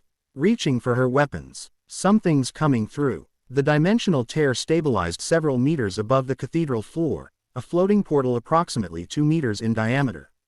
Edges crackling with conflicting energies. Through this aperture, armored figures appeared, humans equipped with advanced technology, weapons raised as they secured positions around the breach. Hellsing extraction team, Seras identified, tension evident in her posture. Special Operations Division. The soldiers moved with practiced efficiency, establishing defensive perimeter around their entry point. Their leader, distinguished by additional insignia on matte black armor, scanned the chamber before focusing on their group. Multiple supernatural entities detected, he reported into communications equipment. Proceeding with assessment protocol, sensors extended from their equipment, scanning each person individually. When the devices reached Naruto, they emitted warning tones, causing the soldiers to adjust positions with sudden alertness. Priority Alpha signature detected, the leader announced. Blood resonance consistent with specimen A profile. Initiating containment procedures. They're talking about you, Yugito murmured to Naruto. Specimen A presumably refers to Alucard. Hellsing protocols require capture of all entities expressing Alucard's genetic markers, Seras explained quietly. After his disappearance, the organization became obsessed with studying his bloodline, hoping to weaponize it. The soldiers deployed additional equipment, familiar energy field generators similar to those Captain Michaela's team had used, but evidently more advanced in design. Targets identified, the leader continued. Primary, male subject exhibiting specimen A markers. Secondary, female vampire, possibly Seras Victoria, presumed extinct.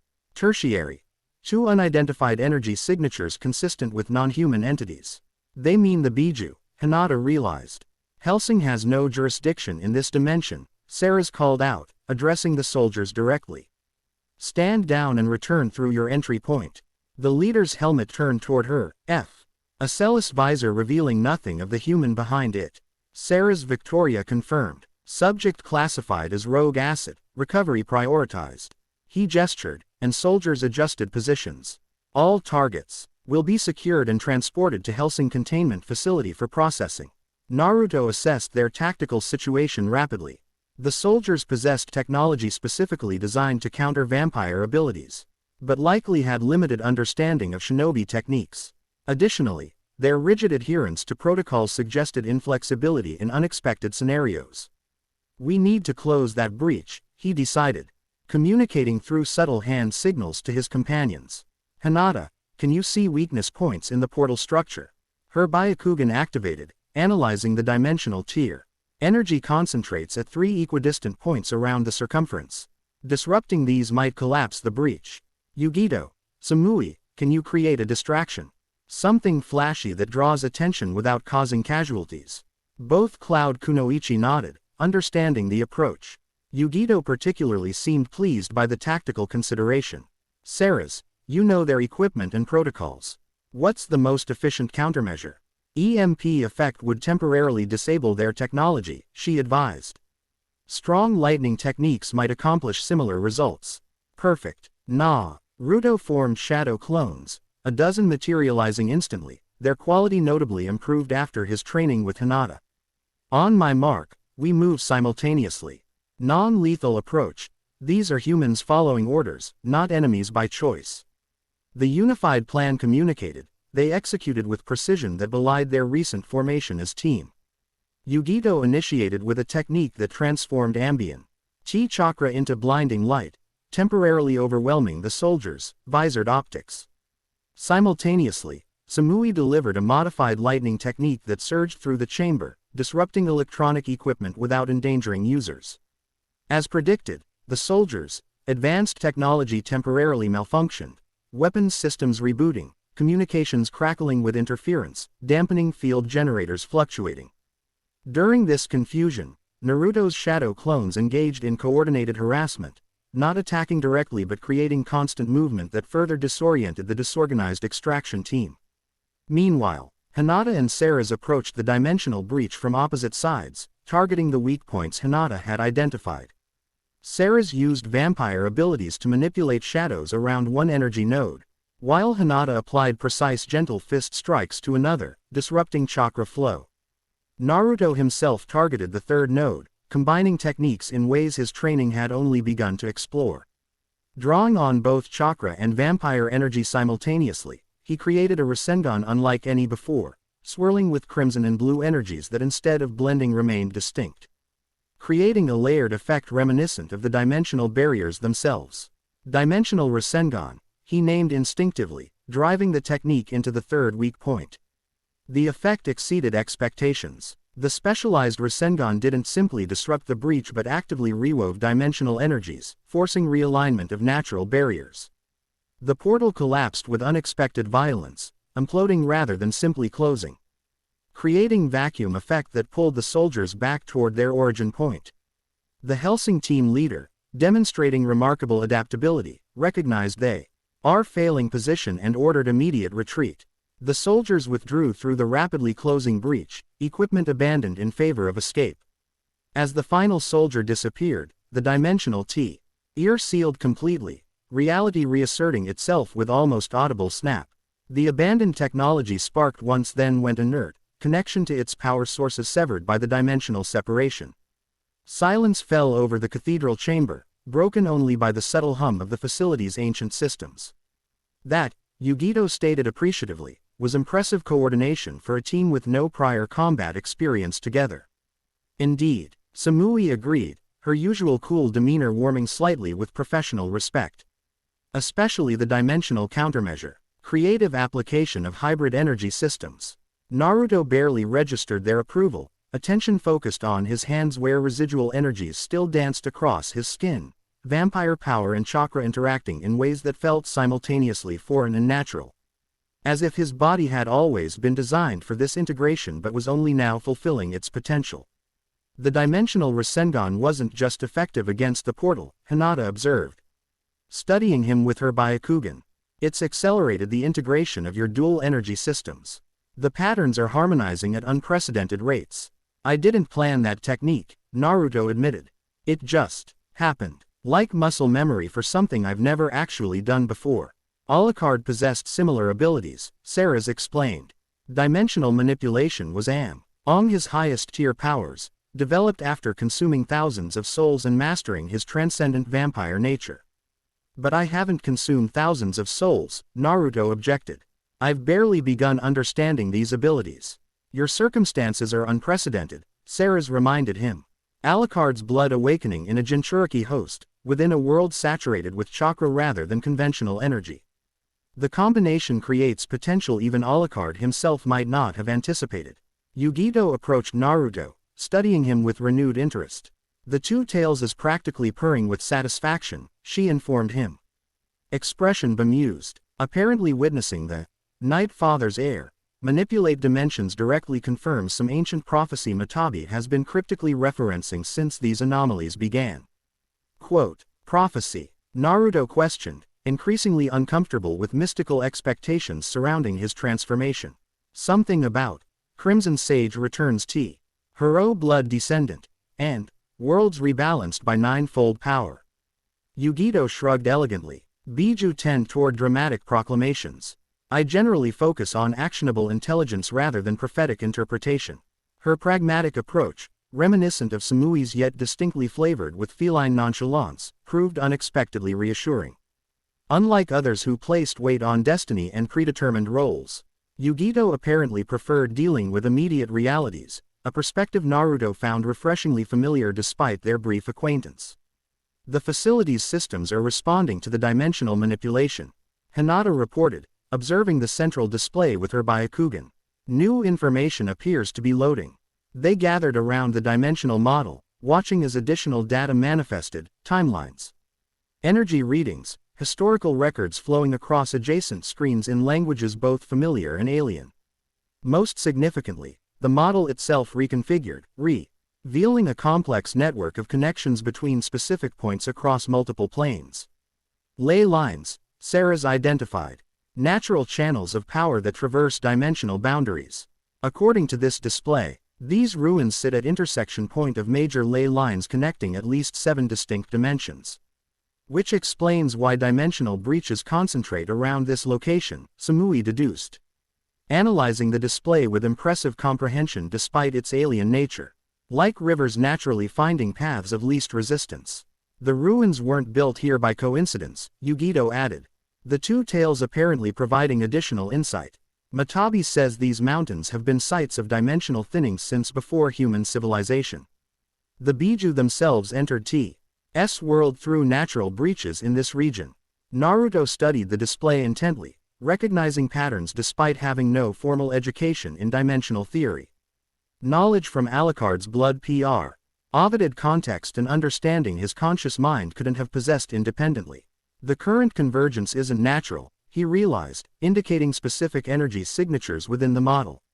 These patterns show deliberate destabilization. Someone systematically weakened the barriers between specific dimensions. Lord Carmilla, Seras concluded grimly. This confirms my suspicions. He's not simply opportunistic but actively engineered this crisis. For what purpose? Hinata questioned. To access Alucard's heir in a controlled environment, Seras theorized. He's likely been monitoring bloodline potentials across dimensions for centuries, waiting for true heir to emerge. When Naruto's vampire nature began awakening, Carmilla recognized the opportunity and accelerated the convergence. The implication settled heavily over the group. The dimensional crisis endangering thousands across multiple worlds had been deliberately triggered specifically to target Naruto. This fact, ILITY contains more than monitoring equipment, Seras continued, moving toward previously unexplored chambers with sudden purpose. Alucard would have installed containment protocols, methods to repair dimensional breaches in emergency scenarios. They followed her deeper into the complex, discovering progressively more advanced technology as they descended through levels. The architecture shifted, subtly, Gothic elements giving way to utilitarian design prioritizing function over aesthetics. Lighting changed from natural to artificial, powered by energy sources that had remained operational for centuries. In the deepest chamber, They discovered what appeared to be Control Center, a circular room dominated by a central platform surrounded by monitoring stations. Symbols carved into the floor formed concentric circles around the platform, reminiscent of summoning arrays in ninja techniques but vastly more complex. Dimensional Stabilization Chamber, Seras identified, approaching the controls with reverent familiarity. Alucard created these in each outpost, emergency measures to repair critical barrier breaches. Can it fix the current crisis? Naruto asked. Potentially, she confirmed, studying the activation sequences, but it requires specific energy signatures to initialize the process. Her gaze shifted meaningfully to Naruto. Primarily, the blood of Alucard, willingly given, consciously directed. My blood, he translated. How much? More than token amount, less than exsanguination, Seras answered with grim humor. The process uses blood as both key and catalyst. Saint. Genetic markers to authenticate authorization, vital essence to power the dimensional realignment. What's the process? Samui questioned, examining the chamber with tactical assessment. The heir stands upon the central platform. Seras explained, indicating the raised dais. Blood offering activates the primary sequence.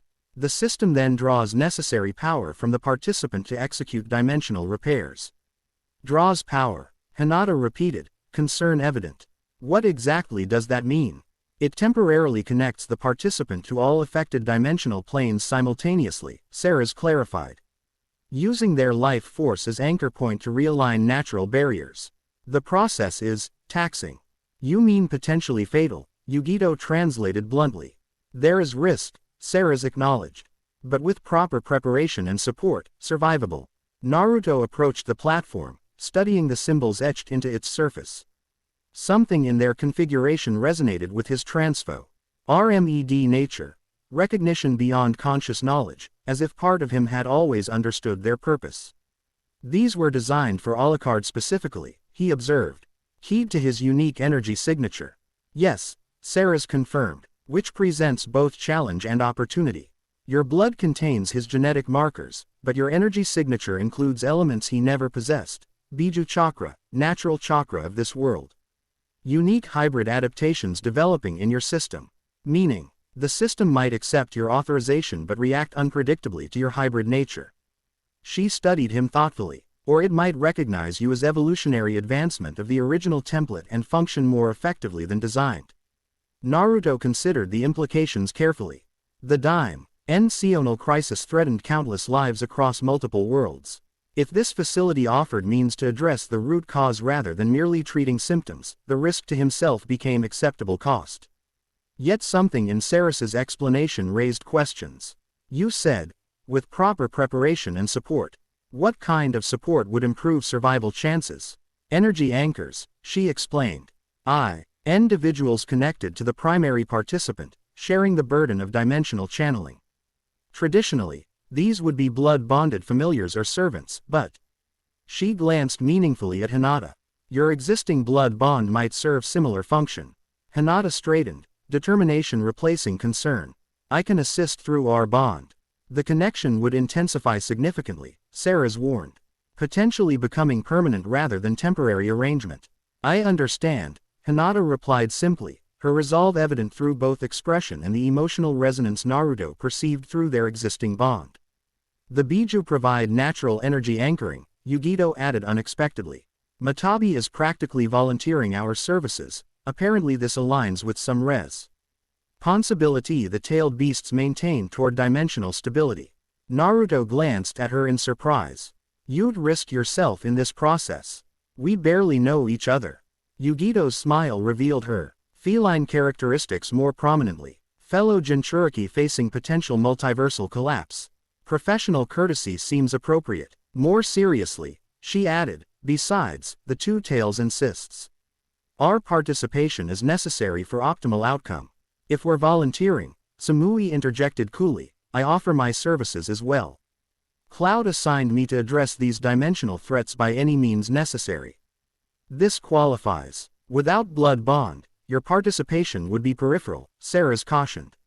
Monitoring and support rather than direct energy anchoring. Acceptable parameters, Samui replied with characteristic efficiency. One technical specialist should remain outside the process to manage contingencies. Decision made, they began preparations according to Seras's instructions. The chamber's systems activated under her guidance, ancient machinery humming to life as if recently maintained rather than dormant for centuries. The stabilization process requires significant blood offering to initialize. Seras explained, indicating receptacle built into the central platform. Then meditation to establish connection with the dimensional nexus. Once engaged, the process proceeds automatically until completion or critical failure. Comforting, Naruto remarked dryly. Honesty seems appropriate given the stakes, she replied without apology. Success means dimensio.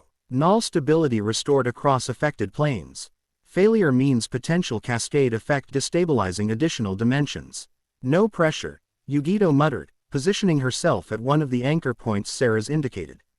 Hinata took position directly opposite Yugito, forming triangle with Naruto at apex.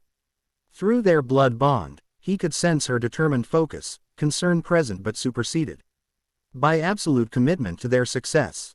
One additional factor, Seras added, completing final adjustments to the control systems. The stabilization process will temporarily amplify your vampire nature to channel necessary energies. Expect accelerated transformation during the procedure. Meaning, you'll experience enhanced vampire abilities, stronger connection to Alucard's memories, and intensified hunger. Her expression grew serious. Maintaining control will be crucial. If the hunger dominates during critical alignment phase, she left the consequence unstated, but implication was clear. Loss of control could transform stabilization attempt into catastrophic amplification of existing dimensional crisis. With preparations complete, Naruto took position at the central platform. The receptacle for blood offering resembled ornate chalice incorporated directly into the dais, ancient metal that hummed with subtle energy when he placed his hand near it. Drawing kunai across his palm, he allowed blood to flow freely into the waiting vessel. The crimson liquid behaved strangely, moving with apparent intelligence rather than following gravity's dictates, swirling into complex patterns before settling. The moment sufficient quantity accumulated, the chamber's ambient lighting shifted, standard illumination fading as symbols etched throughout the facility began glowing with inner light. The blood itself emanated crimson radiance, pulsing in rhythm that matched neither his heartbeat nor any natural cadence. Initialization accepted, Seras confirmed, monitoring control panels. Establish meditation state to begin dimensional alignment. Naruto closed his eyes, implementing techniques Hinata had taught him for visualizing his dual energy systems. The process came easier now. Familiar pathways mapping themselves in his mind's eye, chakra networks flowing alongside vampire energies in increasingly harmonious patterns. As meditation deepened, his awareness expanded beyond physical confines. He perceived the facility first, ancient systems awakening fully, networks of power connecting chambers in complex configuration. Then his consciousness extended further, Sing ley line intersections beneath the mountain, natural power flowing along channels older than human civilization. The expansion continued exponentially. He perceived Konoha hundreds of kilometers distant, dimensional thinning affecting its protective barriers. Beyond that, other hidden villages experiencing similar phenomena. Cloud, mist, stone, all subjected to unnatural pressures as reality strained against weakened constraints. Then his awareness transcended dimensional boundaries entirely. Cities unlike anything in the ninja world appeared in his perception, sprawling urban landscapes.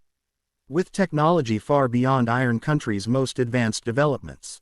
Within one such metropolis, a massive complex dominated the cityscape, Hellsing headquarters, he knew without explanation, the organization founded to contain supernatural threats in Alucard's native dimension. Further expansion revealed other worlds, some similar to his own or Seras's, others wildly divergent in fundamental physical properties. Throughout these dimensions, evidence of deliberate destabilization manifested as unnatural energy signatures disrupting normal dimensional boundaries. Finally, he perceived the architect of this multiversal crisis. Lord Carmilla appeared in Naruto's expanded consciousness, not physically present but operating from dimensional nexus similar to their current location. Ancient beyond human comprehension, the vampire lord manipulated complex equipment with practiced precision, monitoring disturbances his machinations had created while searching for specific energy signature. Searching for Alucard's heir. Searching for Naruto. With shock, Naruto realized Carmilla sensed his observation, ancient eyes turning directly toward his disembodied perception, lips curving into triumphant smile. Found you. The vampire lord whispered across dimensional barriers. The blood awakens fully. Now our convergence becomes inevitable. Before Naruto could withdraw his perception, Carmilla initiated counteraction. Not attacking directly but accelerating existing destabilization, forcing dimensional barriers to deteriorate at catastrophic rates. Within the stabilization chamber, Allah RMS blared as monitoring systems detected the sudden acceleration of dimensional collapse. Seras worked frantically at control panels, attempting to compensate for the unexpected complication. He's fighting the stabilization, she called to the others. Carmilla detected our effort and is actively countering the repair sequence. Naruto, consciousness still expanded across multiple planes, found D himself locked in metaphysical struggle against an entity with millennia of experience manipulating dimensional energies. Where he attempted to reinforce barriers, Carmilla systematically undermined them. Where he channeled stabilizing energies, the ancient vampire introduced chaotic elements to disperse their effect. I can't match his experience, Naruto communicated to his companion's voice. Strained as his physical body began exhibiting signs of transformation, elongated fangs, crimson eyes, pallor increasing as vampire nature expressed more prominently. Through their blood bond, Hinata perceived his struggle. Without hesitation, she deepened their connection, channeling her unique chakra into the bond to supplement his efforts.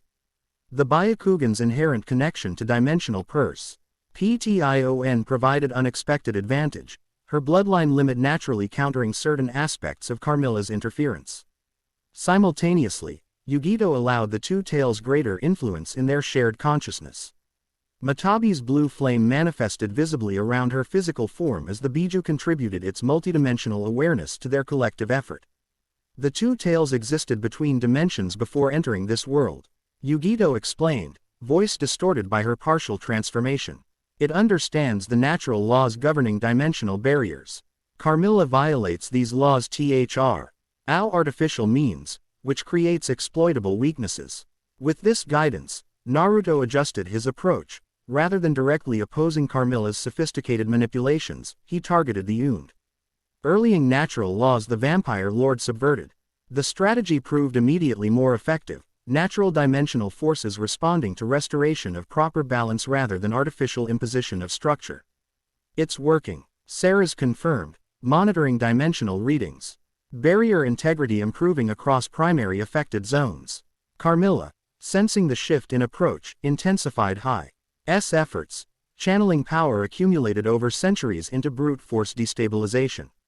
The assault strained Naruto's expanded consciousness, threatening to overwhelm the nascent control he'd developed over his hybrid nature. The hunger, kept carefully managed since feeding on Hinata's blood, surged with renewed intensity, amplified by the stabilization system's deliberate enhancement of his vampire aspects. It demanded satisfaction, promised power sufficient to overcome Carmilla's opposition if only Naruto would embrace it fully. In this critical moment, the blood bond with Hinata provided unexpected salvation.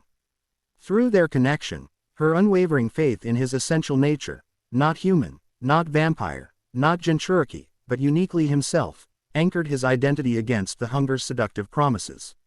Simultaneously, Yugito and Matabi offered different but complementary support, the two tails' ancient wisdom providing context for the hunger, framing it not as enemy to be vanquished but as natural force to be directed. All power has purpose, Matabi's consciousness communicated directly, bypassing Yugito temporarily. The hunger seeks not merely sustenance but completion, integration of fragmented aspects into unified whole. The insight crystallized Naruto's understanding.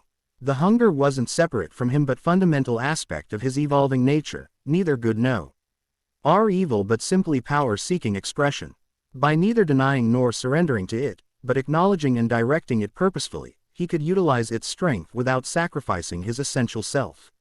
With this realization, Naruto embraced transformation more completely than previously attempted, not resisting vampire aspects emerging through the stabilization process but incorporating them into his expanding identity. His consciousness, already stretched across dimensions, achieved new configuration, hybrid perspective that perceived multiversal structures with unprecedented clarity. Carmilla, sensing the qualitative shift in his opponent's approach, reacted with surprised reassessment. Fascinating, the ancient vampire lord communicated across dimensions. You adapt faster than anticipated.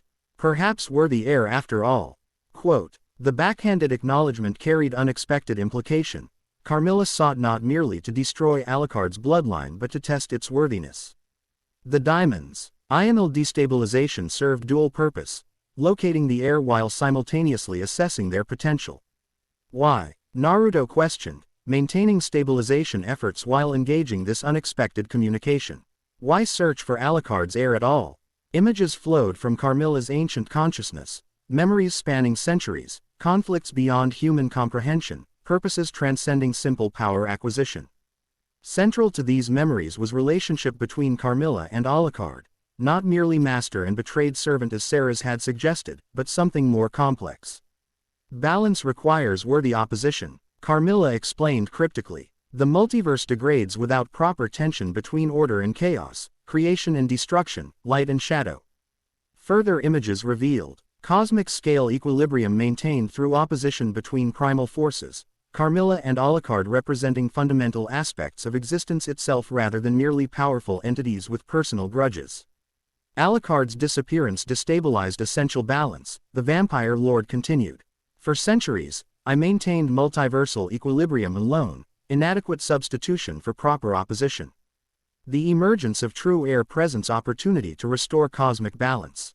By destroying dimensions, Naruto challenged, continuing restoration work even as they communicated.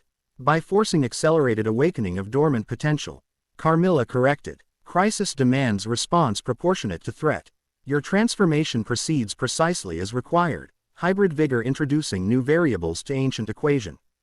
The conversation ended abruptly as Carmilla withdrew his consciousness, dimensional interference ceasing simultaneously. The stabilization process, suddenly unopposed, accelerated dramatically, natural barriers reasserting themselves across affected dimensions, rifts closing, normal separation between planes reestablishing.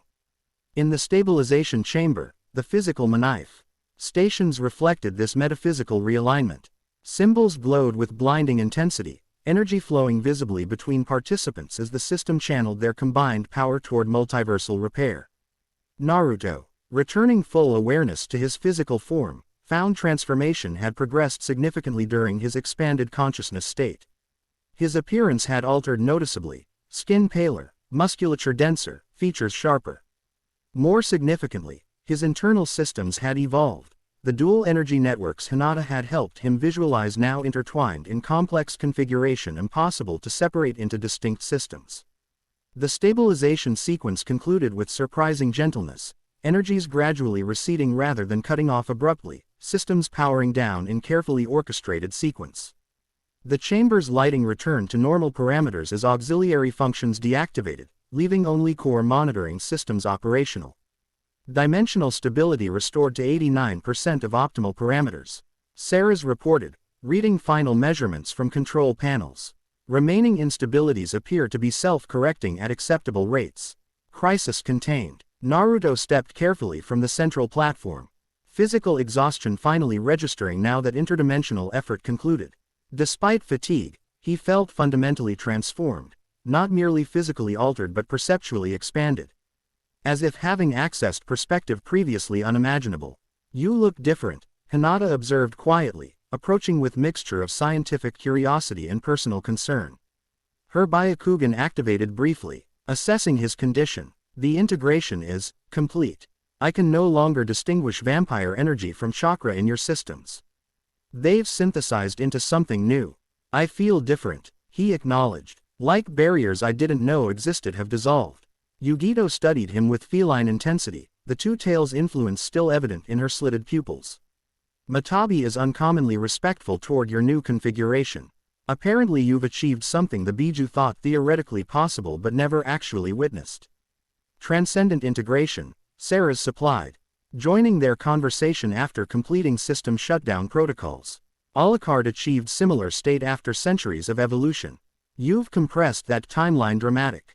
Ally through unique circumstances of your awakening. Samui, ever practical, focused on immediate implications rather than metaphysical significance. Mission parameters appear satisfied, dimensional stability restored, immediate threats neutralized. Next objectives. Her question grounded their discussion in welcome pragmatism. Despite cosmic scale events and metaphysical transformations, practical matters remained. Reporting to respective villages, addressing remaining anomalies, preparing for potential future confrontations with Carmilla. The stabilization is significant but incomplete, Seras cautioned. We've addressed immediate crisis, but underlying issues remain. Carmilla voluntarily withdrew opposition rather than being defeated. His larger agenda continues. He said something about cosmic balance. Naruto recalled. About Alucard's disappearance destabilizing essential equilibrium between opposed forces. Seras's expression revealed surprise mingled with thoughtful reassessment. That contradicts historical understanding of their relationship. Records indicated straightforward betrayal and power struggle rather than cosmic scale balance maintenance. History is written by survivors. Yugito noted philosophically. The Biju's accounts of ancient events often contradict human historical records. Regardless of cosmic implications, Samui interjected practically. Our immediate concerns remain tactical. Will Carmilla continue pursuing Naruto? Will dimensional instabilities recur? What countermeasures should villages implement? Valid questions without simple answers. The group established temporary base within the facility, utilizing functional sections for recovery and planning. Naruto particularly needed time to adjust to his accelerated transformate. Ion. Physical changes accompanied by cognitive expansion requiring integration. Hinata remained consistently at his side, their blood bond strengthened significantly through the stabilization process. What began as simple feeding connection had evolved into profound link, not quite telepathic but conveying emotional states and general intentions with remarkable clarity. The bond feels different, she observed during quiet moment away from others. More reciprocal. I sense your emotions more clearly, Naruto confirmed. Your thoughts sometimes brush against mine like whispers. Is it uncomfortable? Concern colored her question, genuine fear that the intensified connection might prove unwelcome intrusion. The opposite, he assured her. It feels right, like connection that should have always existed finally established properly. Relief flooded through their bond, accompanied by affection she couldn't entirely conceal. The emotional transparency between them made traditional hesitations increasingly impractical, feelings once carefully hidden now perceptible through their shared connection. I've never hidden how I feel about you, Hinata acknowledged, blushing despite her straightforward words. But experiencing your response directly is different from imagining it. The statement invited reciprocation, opportunity to address feelings developing between them with unprecedented honesty. Before Naruto could formulate response, however, Yugito interrupted with characteristic directness. We have company, she announced, entering their alcove without ceremony. Quote, sensors detect multiple chakra signatures approaching from southeast. Shinobi, moving fast. Tactical concerns immediately superseded personal matters. They regrouped in the facility's monitoring center, where Samui had maintained watch over remaining operational systems. 8 individuals, she reported. Formation suggests standard reconnaissance team plus specialized support units. Arrival estimated within 20 minutes. Hostile, Seras questioned, checking her weapons automatically. Unknown, Samui replied. Not cloud reinforcements. Trajectory indicates Konoha origin. Likely Response team dispatched after dimensional stabilization, Naruto suggested. Konoha would have detected the energy surge from our activities here. This assessment proved accurate. The approaching Shinobi revealed themselves deliberately before entering the ruins, standard protocol when approaching allies in potentially sensitive locations. Leading the team, somewhat surprisingly, was Tsunade herself, accompanied by Jiraiya, Shizune, and specialized support squad. Dimensional readings throughout Fire Country suddenly normalized, the Hokage explained after greetings and preliminary reports were exchanged. Coinciding with massive energy surge from this location. The council demanded immediate investigation. You mean Danzo demanded immediate investigation, Jiraiya corrected Riley. Particular interest in certain Jinchuriki's involvement in unexplained phenomena. Politics aside, Tsunade continued with slightly exasperated glance at her fellow Sannin, your mission appears successful. Dimensional rifts have closed, Anomalous readings disappeared, and reports of strange creatures ceased entirely. Her attention focused on Naruto, medical assessment evident in her analytical gaze. Though you appear to have undergone significant physiological changes in the process.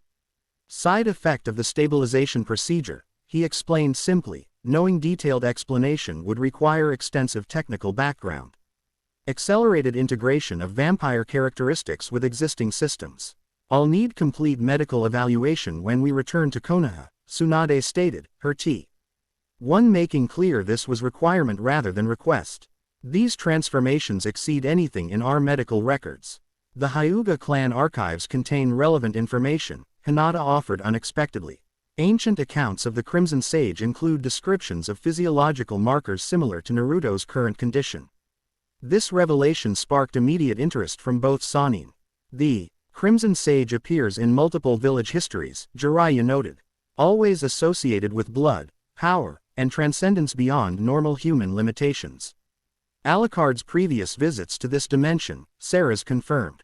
His interactions with founding clans established bloodlines carrying dormant potential for awakening under specific circumstances.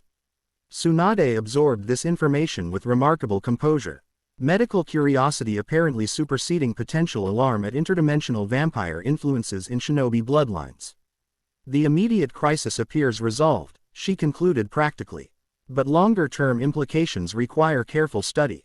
This facility contains valuable information about dimensional mechanics and potentially Naruto's evolving condition. I recommend establishing research outpost here, Samui suggested with characteristic efficiency. Joint operation between villages affected by dimensional phenomena. Cloud would contribute technical specialists and security personnel. Logical proposal. Tsunade agreed, political implications immediately evident. Shared resource prevents any single village claiming advantage from this discovery. I'll discuss arrangements with the Raikage upon return.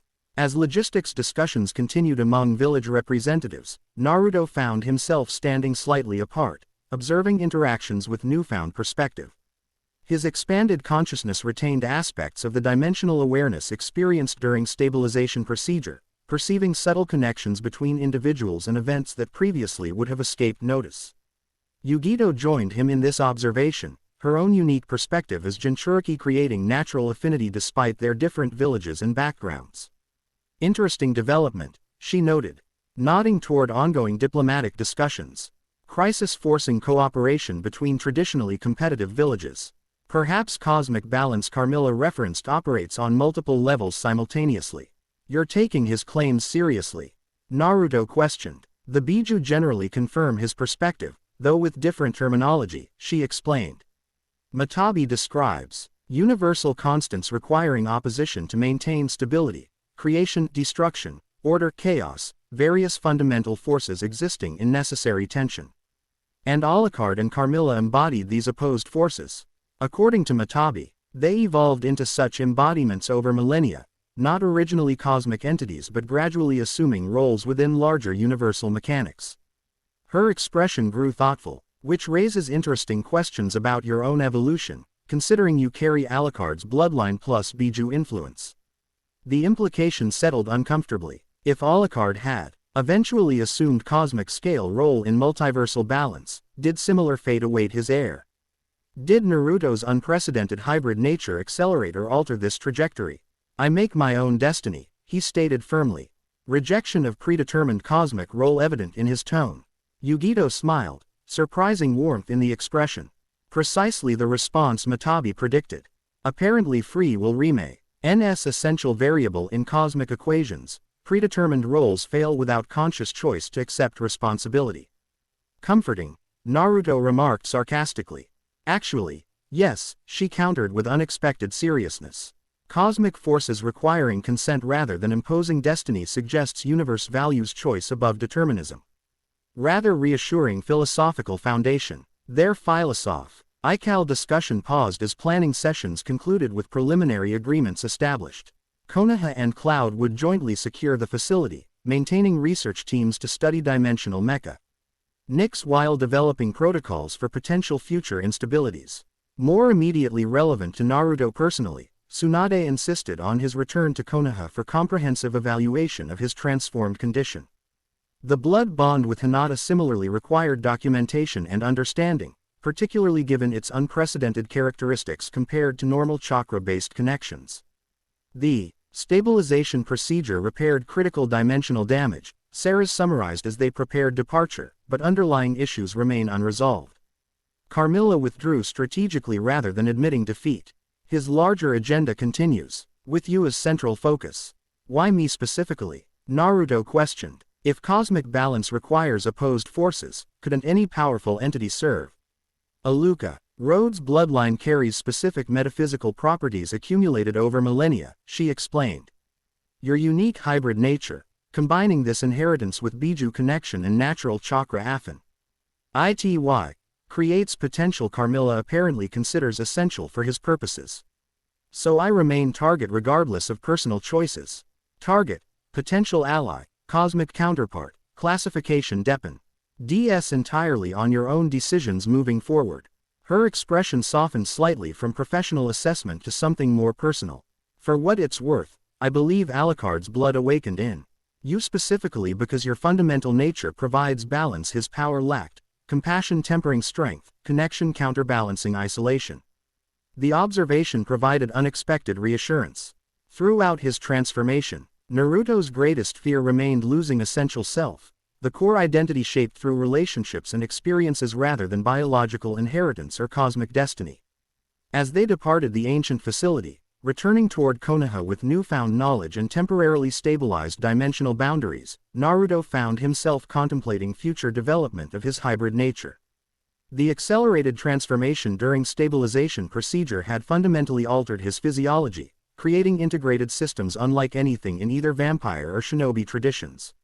Yet more significant than physical changes were perceptual expansions, awareness extending beyond conventional limitations, understanding transcending normal cognitive boundaries. The world appeared simultaneously more complex and more comprehensible, populated by connections and patterns previously invisible. Among these patterns, relationships between people emerged with particular celerity, emotional currents flowing between individuals like visible energy, bonds of various types forming complex networks throughout communities. Within their traveling group, these connections read especially vivid, Hinata's feelings toward him glowing with steady warmth, Yugito's interest manifesting as curious evaluation tinged with growing respect, Seras's complex mixture of duty, caution and increasing personal investment. Even Samui, despite her carefully maintained emotional discipline, projected subtle appreciation for his handling of the dimensional crisis, professional respect evolving gradually toward more personalized connection. These developing relationships presented both opportunity and challenges. Naruto navigated his continuing transformation. The vampire aspects of his nature responded differently to each potential connection, recognizing unique qualities in each woman that resonated with different facets of his hybrid being. Hinata's blood bond provided foundation, emotional stability and unconditional acceptance anchoring his evolving identity. Yugito's fellow Jinchuriki status offered understanding of containment, power, and responsibility impossible for non-hosts to fully comprehend. Seras contributed crucial knowledge of vampire heritage and abilities, contextualizing changes within historical framework. Even Samui's analytical perspective proved valuable, objective assessment untinted by emotional complications offering necessary balance to more personally invested viewpoints. As they traveled southward toward Konoha, these relationships began subtle evolution, interactions gaining depth through shared experience and growing understanding of Naruto's unique condition. The bonds forming weren't simple attraction but complex connections responding to his multifaceted nature, each woman relating to different aspects of his hybrid being while simultaneously perceiving him as unified individual. This network of developing connections suggests the possibility Naruto hadn't previously considered. Perhaps his unprecedented nature required equally unprecedented relationship structures. Traditional models assumed singular primary bond, but his expanding consciousness increasingly recognized limitations of such framework for being simultaneously Jinchuriki, vampire heir, and evolving hybrid entity. The thought remained nebulous, not yet fully formed into conscious consideration. As they continued journey toward Konoha and whatever awaited there, dimensional barriers had stabilized temporarily, but Carmilla's mysterious agenda continued unfolding across multiple planes of existence. Whatever cosmic role awaited Alucard's heir remained uncertain, but Naruto's fundamental commitment remained unchanged despite physical transformation: protect precious people, honor promises, and forge path guided by compassion rather than predetermined destiny. The shadows between worlds had revealed glimpses of potential futures, but choice remained essential constant across all possible paths forward.